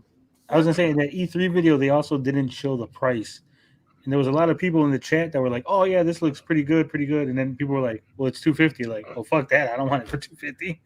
Yeah. So, yeah, they've definitely stumbled a lot. I don't know what the whole secrecy around everything is. I've never seen Sony say, we're not going to show you the UI because we need a special YouTuber to show. Because I don't think soccer moms care what the fucking UI looks like. They don't. Ellen's not going to be like, guys, we got fucking Tommy Tellerico coming out and he's going to show us the fucking UI for the Amico. I know we played the Wii and we were like fucking playing tennis. We're not going to do any of that shit. We're just going to show you the fucking UI. And Tommy's going to play the guitar and kiss some babies.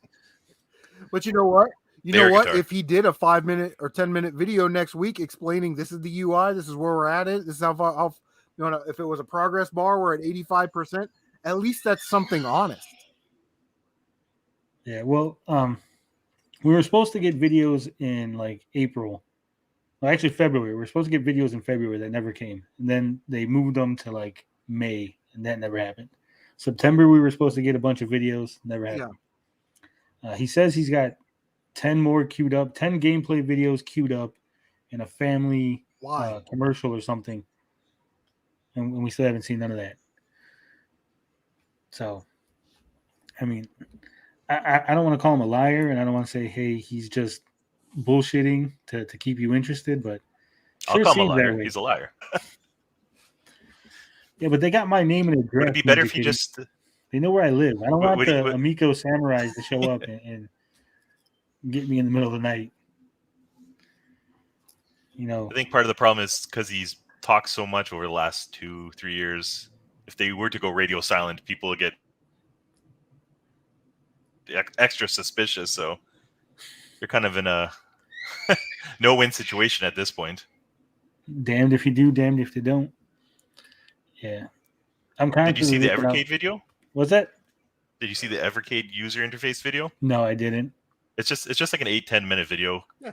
Not a big deal. They just show this. It's not like they had dramatic music. How usually Tommy has all that dramatic music and stuff. They're saying this is what we have, and they show the different filters you can have, how you can load the games, and because of the cartridges, how you can display the games, and it just goes over all the features. Nothing fancy. And people, if you read the comments, are just happy that they showed it. And like the user interface isn't a big deal. Like it's not like they're reinventing something amazing. It's just going to be a generic. There's going to be games, settings, and that's about. Like I don't know why why hype it up? Like Well, it's not going to sell you any extra units. So here's my theory, Ninja Kitty. With all the LEDs on the Amico, the user interface is actually going to be a 3D laser display that Laser comes show. up out of the system. It's going to be like, like Iron Man, where like the little display comes up and he's just moving it with his hand in the air. That's how it's going to be on the Amico. CM Retro is going to go get another beer. No, I don't think there's any FCC, Mr. Beefy. The last time I checked, they hadn't done anything. I haven't checked in a minute because it's getting fucking sad. It's getting sad in Amico Town. Lawsuit incoming. Yeah, I am constantly looking over my shoulder, looking out the window whenever I hear a car. Hey, it's Gary. Hey, what's up, Gary? Hey. It sucks I kind of missed Gen X. I wanted to talk to him, but that's okay. I enjoyed it while I was I didn't realize you guys were doing a surprise stream today, so. Yeah, I messaged you way earlier, but you never answered. Oh, okay. Yeah, I must miss that. It's all right. So what do you think about all this, Gary? Do you think the limited collector's edition box set is going to be worth anything in the short term, in the long term? I mean, it's kind of hard to tell because, I am a collector, and these guys go nuts for a lot of the craziest stuff. I've said in messages before. I mean, some of these guys collect Blockbuster cases. They collect that little Weeble wobble board for like the Sega or whatever, the controller. I mean, they collect some weird stuff. So I definitely could see people going after these. But like I told other people, I said, hey, it's got to have a name behind it.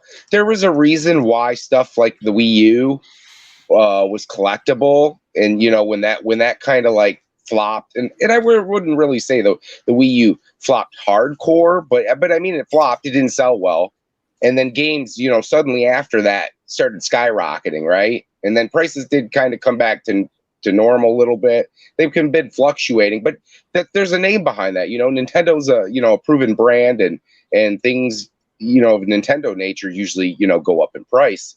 It's hard to tell. I said before, I think that these games will probably sit slightly under retail. I don't think they'll lose all their value. I think there will be someone out there who will want to have these or buy them. What are you going to be able to get the money you poured into it back? I mean, it's really hard to say. Like I said, I think it's going to sit somewhere below probably retail. You might be able to get $15 back. If something crazy happens, maybe. So, I mean, it's only time will tell. And like I said, I'm on the fence, so I don't really fault Gen X for trying to, maybe make a little money. They are first to the market with this NFT thing, so we'll see how that works out. Yeah, like we discussed earlier, you missed it, but we're saying that there is no NFT marking on the boxes. There's nothing on the website indicating NFT. If he lies about the NFT, that's crazy. That's like, I don't know where it. At that point, I'm pretty sure Ars Technica writes many articles or something's going to happen. And here's another thing. I don't know if you guys are familiar with the sport card market. For a little bit there, for a little bit, I was going to the store and I was scalping some stuff, if you will. I mean, I opened stuff too, and my brother's a bigger sport card guy, so I opened some of the stuff that I got back around like March with him. But there was a guy there who was telling me about the trading card, like sports cards online, like the NFT type deal, right? Where Panini offers, like on their website, you get these points or whatever, and you get digital cards and stuff like that. And you wouldn't believe like the prices that digital cards go for. And to me, it just blows my mind that these guys, like this, the card market's all about having this physical card in your hand, right? Having it encased, having it in part of your collection. It blows my mind that some of these guys would actually go and pay money for digital cards, like cards that you can't even hold in your hand. So it isn't crazy to think that these games can be worth money to the right people. Is it going to be niche? Probably. Is it going to be, a small group of guys that really go after this? Yeah. And it's only time will tell. So it's really hard to make that decision, that call right now. But I truly don't think that they're going to be worth, a crazy amount of money. I think they might hold their value a little bit, but I don't see them going for like bucket loads of cash. Yeah, I think maybe, $10, $20 over retail price, but nothing too insane. Right. I didn't want to crush Gen X too much about the Intellivision, since I assume he has some fondness for it, but the bots, like most of the games, I know maybe it's not everywhere, but around here, most of it's pretty much they'll give it away, just take away from us because it's not desired. You can buy the stuff for cheap, and I think the same problem will happen with these physical copies. It's such a niche of a niche.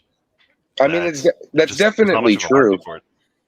That's definitely true. Our local disc replay doesn't sell any Intellivision games, any Intellivision consoles. Most places that I go to, I don't see that stuff sitting up there. We have like kind of like a trader town type deal around here. And usually you'll find those games sitting around, and they're usually the same games always sitting around, Burger Time and Astro Smash and stuff like that. It's really hard to move those older, Atari and Intellivision games. So, like Ninja Kitty said, man, it's the branding. It's, it was kind of rough back then, and nowadays kids don't really know about it. I mean, when you ask kids that are getting into collecting and collecting good games, like I said before, maybe like last week, Nintendo's timeless. Sega Genesis is timeless. Super Nintendo is timeless. Those things are like looked at as the starting ground for where you should start your, collecting if you get into the hobby. So trying to go for older stuff, and especially because if you've ever opened up an Intellivision, those are, you really can't even repair them. They have tubes and all kinds of different components that a lot of people aren't even familiar with, So it's definitely a different beast when it comes to Intellivision itself. And that, like Ninja Kitty said, it just doesn't help nowadays, trying to cement this brand into people's minds. You really can't do it with an OG Intellivision. So, yeah, I think part of the problem with the Intellivision, though, is that it's not really connected to the OG Intellivision. I know there's a lot of older fans that are like comparing this to Atari, where it's just basically a company wearing an Intellivision skin, but not really Intellivision. Yeah, I definitely feel like they dropped the ball. I think Retro Reimagined was the way to go, whether it be niche or not. I think I would have been super happy if this console would have been nothing more than Retro Reimagined. And like you said, Tony, they could have made these games more fun. They could have made like sequels instead of trying to make a direct game that's kind of boring. And I agree with that 100%. They just didn't do what they needed to do to make this appealing to a broader audience. Yeah. Speaking of a broader audience, do you gentlemen remember the first big trailer from Intellivision? Had that big booming music, that big dramatic music, and I sure do. I streamed it, and people laughed at it. You remember the reception? How everyone was complaining about the music, and Tommy was saying that we didn't understand that it was aimed at families, and that's why we didn't understand the whole video. Yeah, no. But yeah. It wasn't personally. I didn't find anything wrong with it, but there were people who didn't like it. Well, are you talking about the reveal trailer? Yeah, the reveal trailer had the let's say like a Tron aesthetic, electronic music, right? Yep. And which is retro reimagined. Like I'm just picturing Geometry Wars whenever I think of that, and Galaga Legions, I think is the game. Like that is exactly the same style. And it had zero, and even the text, I can't remember exactly what I was saying, but everything, all the writing and everything in that reveal trailer would imply that it was a retro reimagined, where people can play newer versions of the old games and compare high scores and all that crap. Well, with all that booming music and all that stuff, like I said, people complained. They said the music was too dramatic for the family message. and we were constantly being told that we didn't understand. Well, on the Retro Bro Amico After Dark, Tommy revealed that, surprise, surprise, he was just trolling you guys. That music was not actually for families. What are you talking about? That was done on purpose to get you, all the retro people who were paying attention, to be interested in the video, and there was no intention for the broader market to actually pay attention to that video. So, eggs on your face, Ninja Kitty, for complaining about it. I guess so. Even the E3 video, No, not that one, not yet. At the E3 video, it also, you had the electronic music, but if you actually listen to it again with headphones, you can hear him talking with an echo for the whole time. Yeah. And Gary, stop eating. You know, just say, Sorry, are I'm you just packing up eBay orders? What's going on over there? Yeah, I actually am. So Tony, if you rewatch the E3 stream, you can hear a terrible echo amongst the electronic music, and for a sound designer or whatever he was, it's kind of puzzling. No, he built his career off being a sound guy, and the sound in his videos are bad. Well, it's not just that. It's funny when you watch the first video with everybody just sitting down to talk about Earthworm Jim.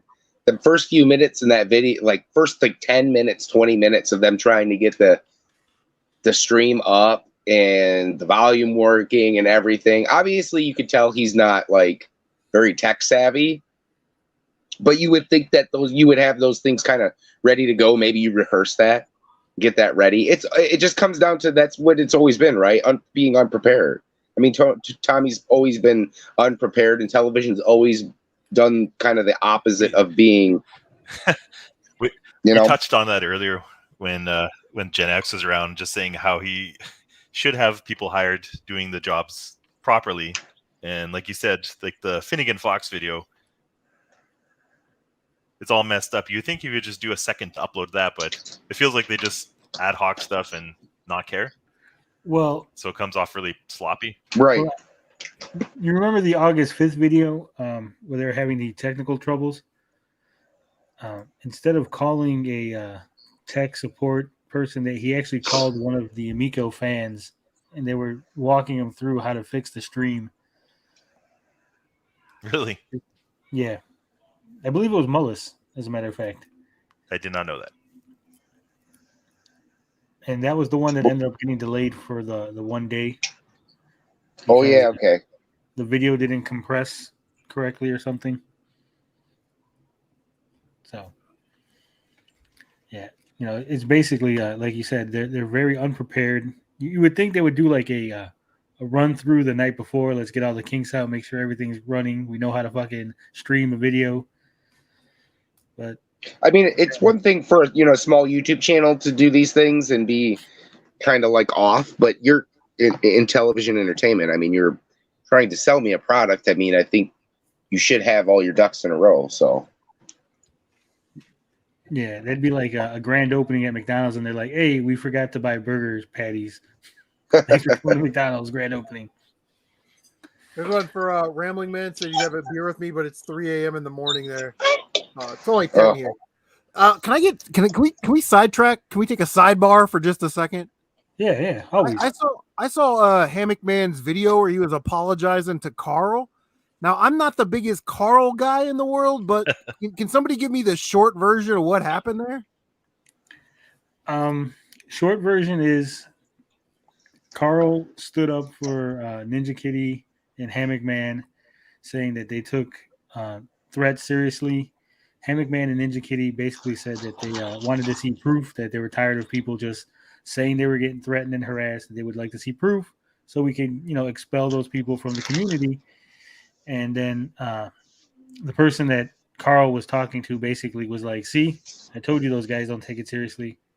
And so Carl felt betrayed by Ninja Kitty and Hammock Man. So he quit the show. So he said that there were some threatening things going on. Then somebody asked him for proof. He didn't produce the proof and just put up a defensive wall and said, "Fuck it, I'm done." No. Let me rephrase. You know how Tommy's always saying that they're getting death threats and stuff? Oh, yeah. Okay, I got you. Okay, so Carl was talking to someone else. I don't want to name the other individual. That's what I'm trying to avoid. Carl was talking to Bill, and Bill said, those guys don't take death threats and everything seriously. They don't really believe us. And Carl said, yes, those guys believe you.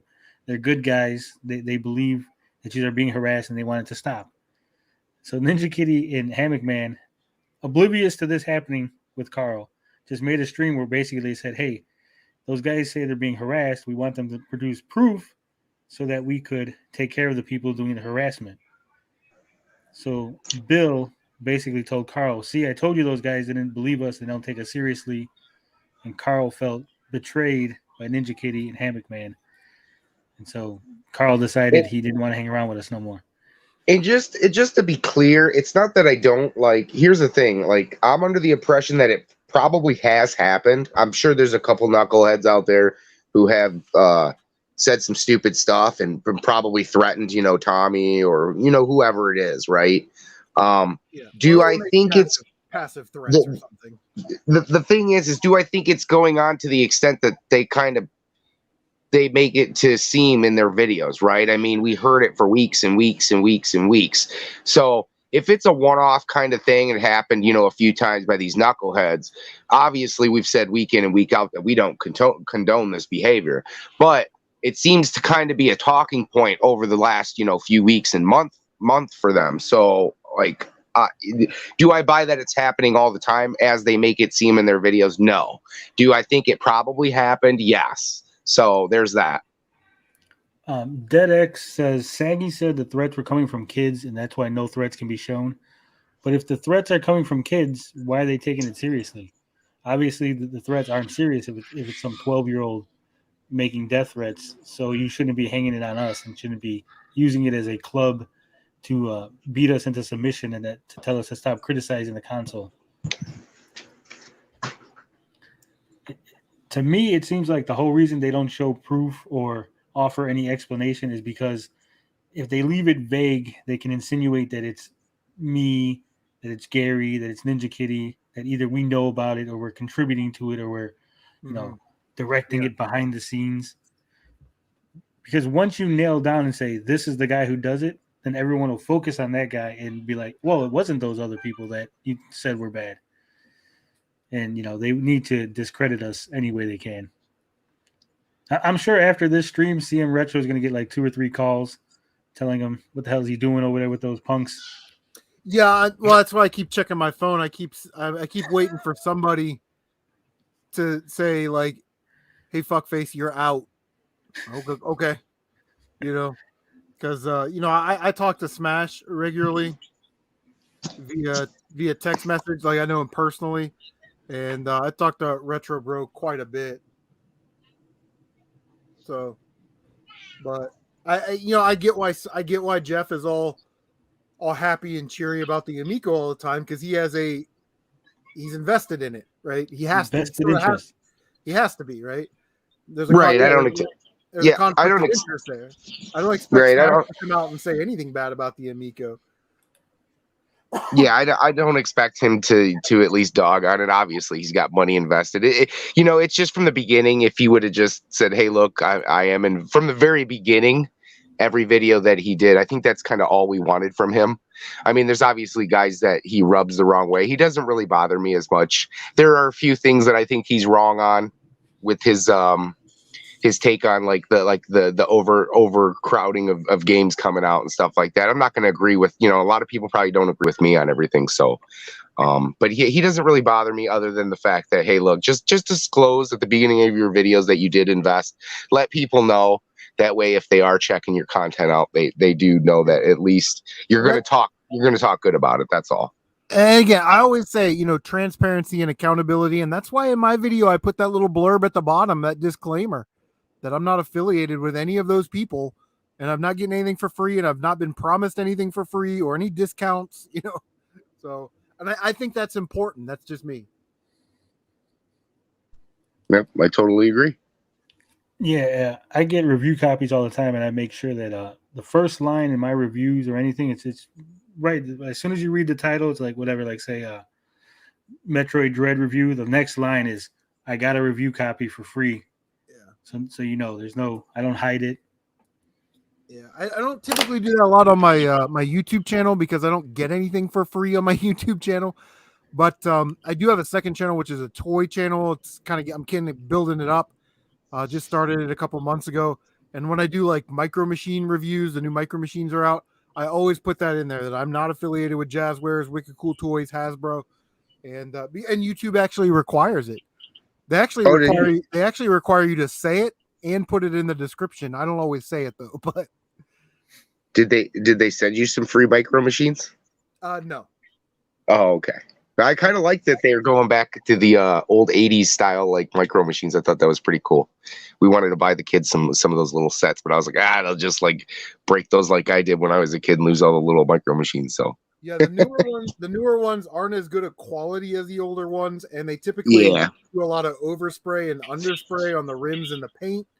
And they just got licensed cars, Pontiac, Cadillac, Chevy, not this series, but the series before. So those are definitely popular sets. And with the supply chain issues, you know, Meyer, the big box stores, they're only getting like 1 or 2 boxes of them. So they go really right. fast and they sell for a premium on the eBays. So if you ever I see them, well, I started actually seeing them pop up at like places like Five Below, Ollie's, like the discounted wholesaler stores. So keep your eye out if you're interested in that thing.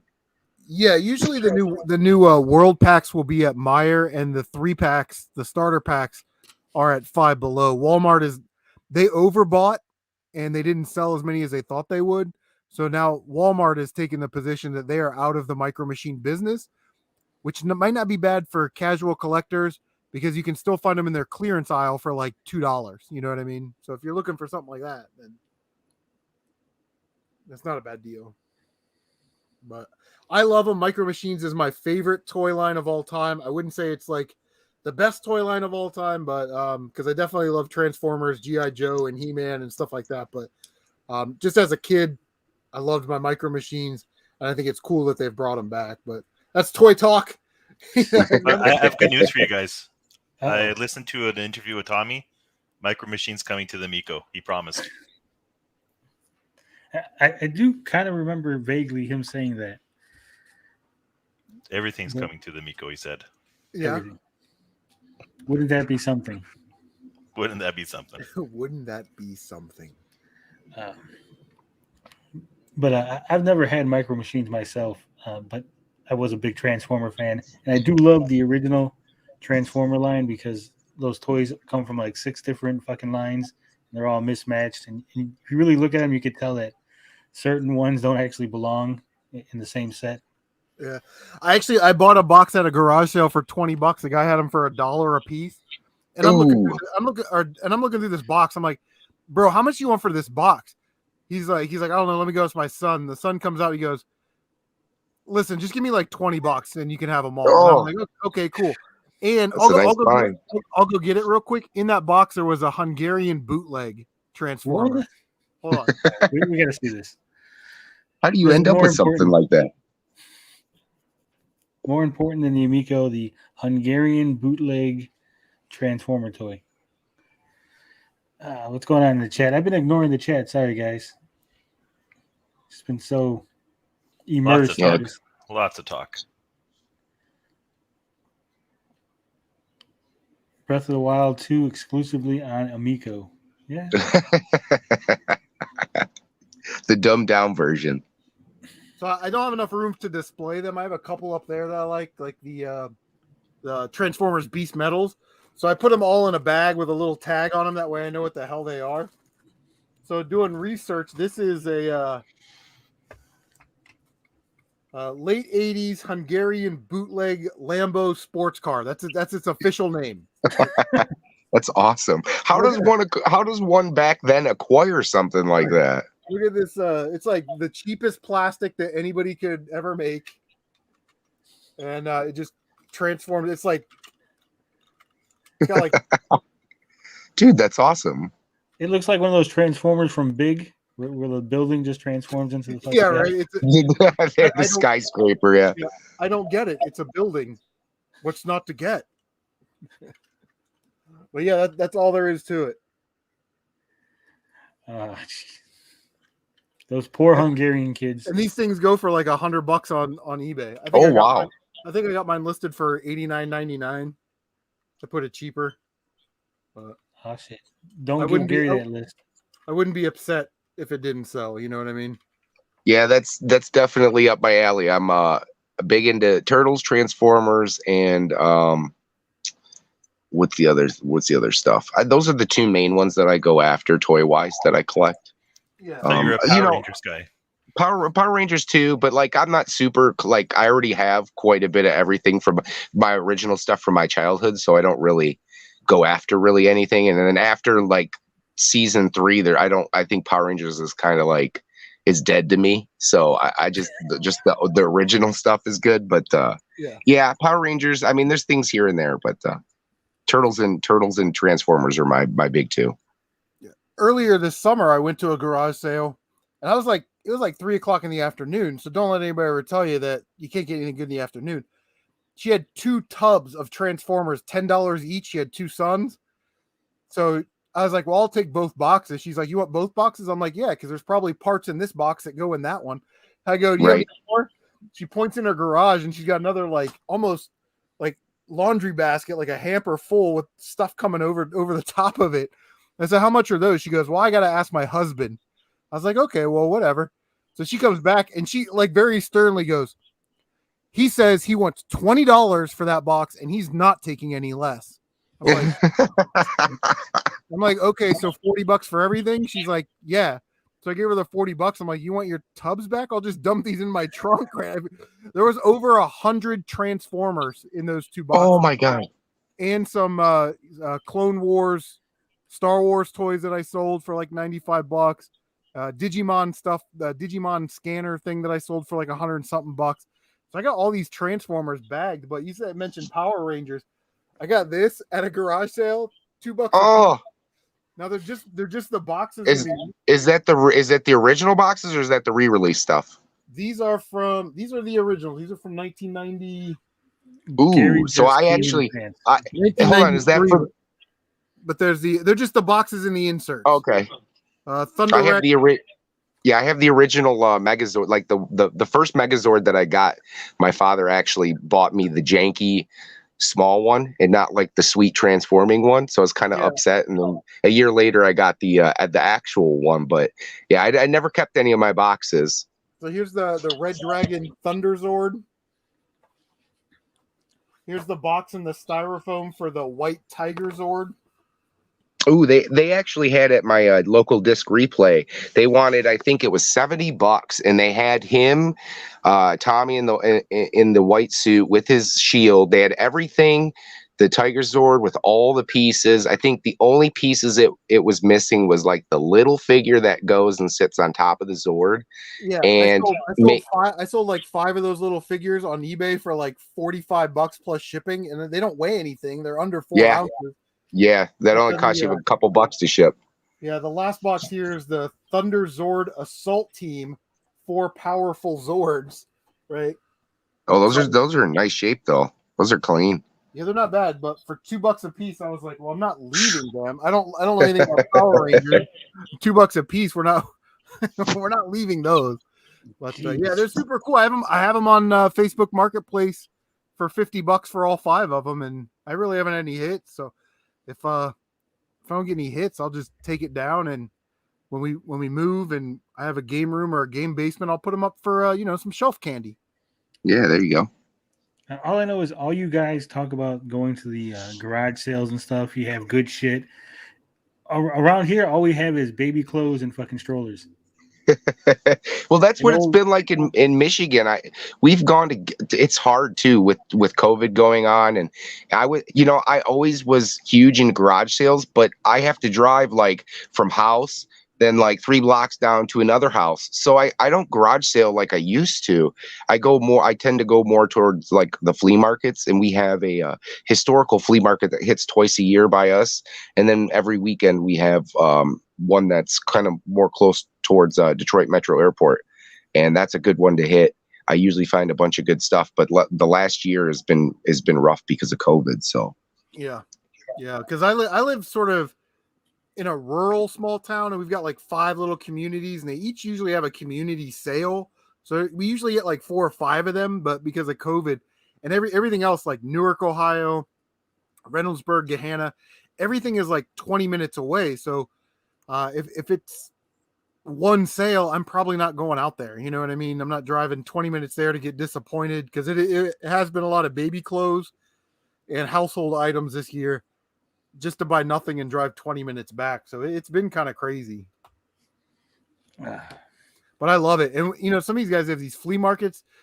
We don't have the flea markets that most people have. Our flea market it's a resale. They're vendors. They know what they have. They price accordingly. You know what I mean? So. Yeah, and that's the thing too. It's getting worse and worse as, you know, Storage Wars, when Storage Wars came out, it kind of made everything jump a little bit, and everybody opened their eye like, hey, I got, you know, gold with all my trash here. And then that died down when Storage Wars became less and less. We were good. And then all of a sudden the uptick in gaming and toys and all that hit again. And the last few years has just been rough. It's hard to find anything.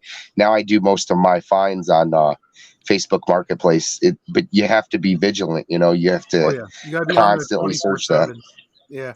And usually if you don't get something within the first 2 hours that it's posted, you're probably not getting it. And the thing with, everybody turned into a professional reseller last year because they couldn't go to work.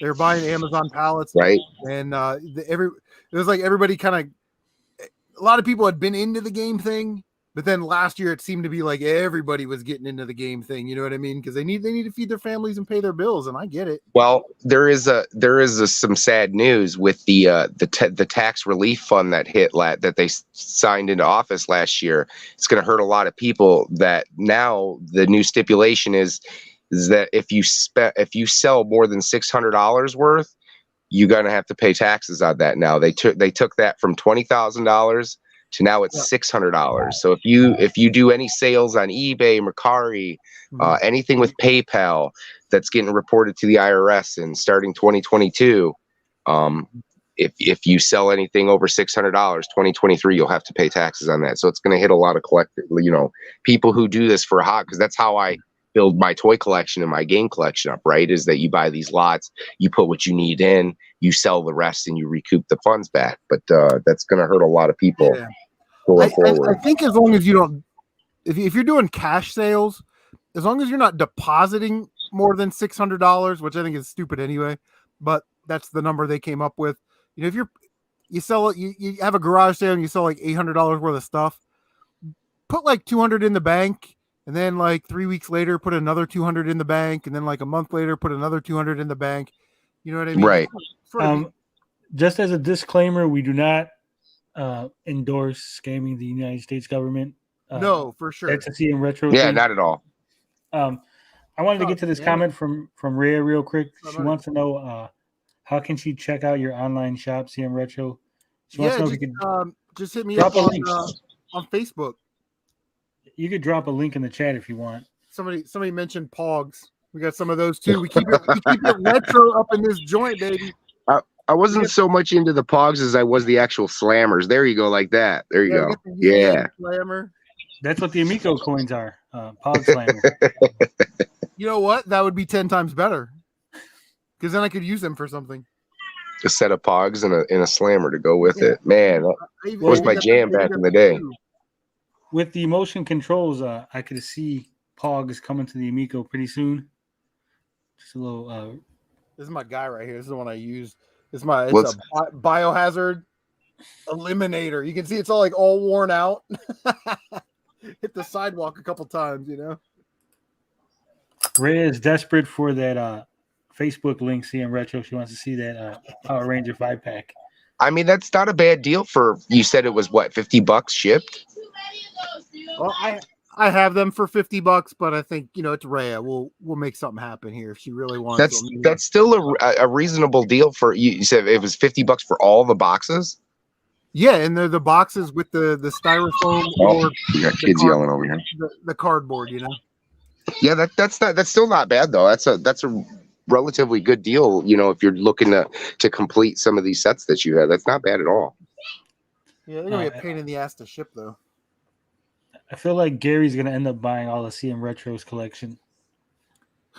You know what? Everything in this game room is for sale. Except for like Unfortunately, 10 I can't though. I have way too many things I'm going after right now. With Arcade 1-Up's going to put a big dent in my wallet with those two cabs that I'm looking to grab soon, and then the OLED Switch and all these games coming out. So it's rough. It's hard. I'm having to sell good games out of my collection. I just sold a Kid Dracula for Game Boy and a Mega Man 5 for Game Boy to pay for my Arcade 1-Up kick. So, or Ray, if you got trade, maybe we can work out a trade. Just remember, all sales that originate on this show, I get a 10% finder's fee. Yeah. I think that's about it. I don't got anything else as far as Amico or toys or anything. Ninja Kitty's been kind of quiet up there. I think he's planning something. I have lots of toys.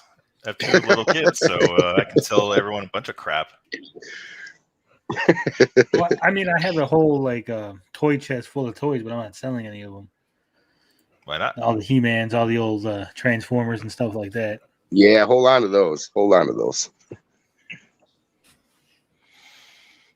No boxes though. I never kept any of the boxes. Well, you know, when you're a kid, you don't keep those boxes. I had a buddy growing up across the street, and he was into Spider-Man stuff. And for the longest time, he kept all his childhood Spider-Man toys in the box. He had them up until a few years ago. He sold them to a comic shop, and funny enough, the 90s Spider-Man stuff, like the animated series, never really, flew up in price. I don't know what it's going for these days, but he pretty much gave it away. And it's kind of sad, after like 20 years of collecting it and holding on to it in the box, and you didn't get anything too special for it. So Well, the Dracovania says Pogs on the Amico. That'd probably be better than Cornhole. more family friendly, at least. Yeah, at least in name. Yeah. I think that's it. I think we're going to end it here. It's been almost 2.5 hours somehow. If we let these guys keep going, we'll be here for 5 hours talking about toys and maybe seeing retro. Have a little battle going on. You could leave. We could all just hang out. Well, I could. I mean, the stream will keep going without me. I actually have to go though. I have to eat. The dinner's home, so The dinner's home. What the hell's that the mean? dinner's made its way home. Did you? Your old lady went out and killed a deer and brought it home, and you're gonna slap Of it on the course. Yep. Make some venison tonight. grill? All right, guys. You know how we do it here. Love, peace, booty grease. We out this bitch.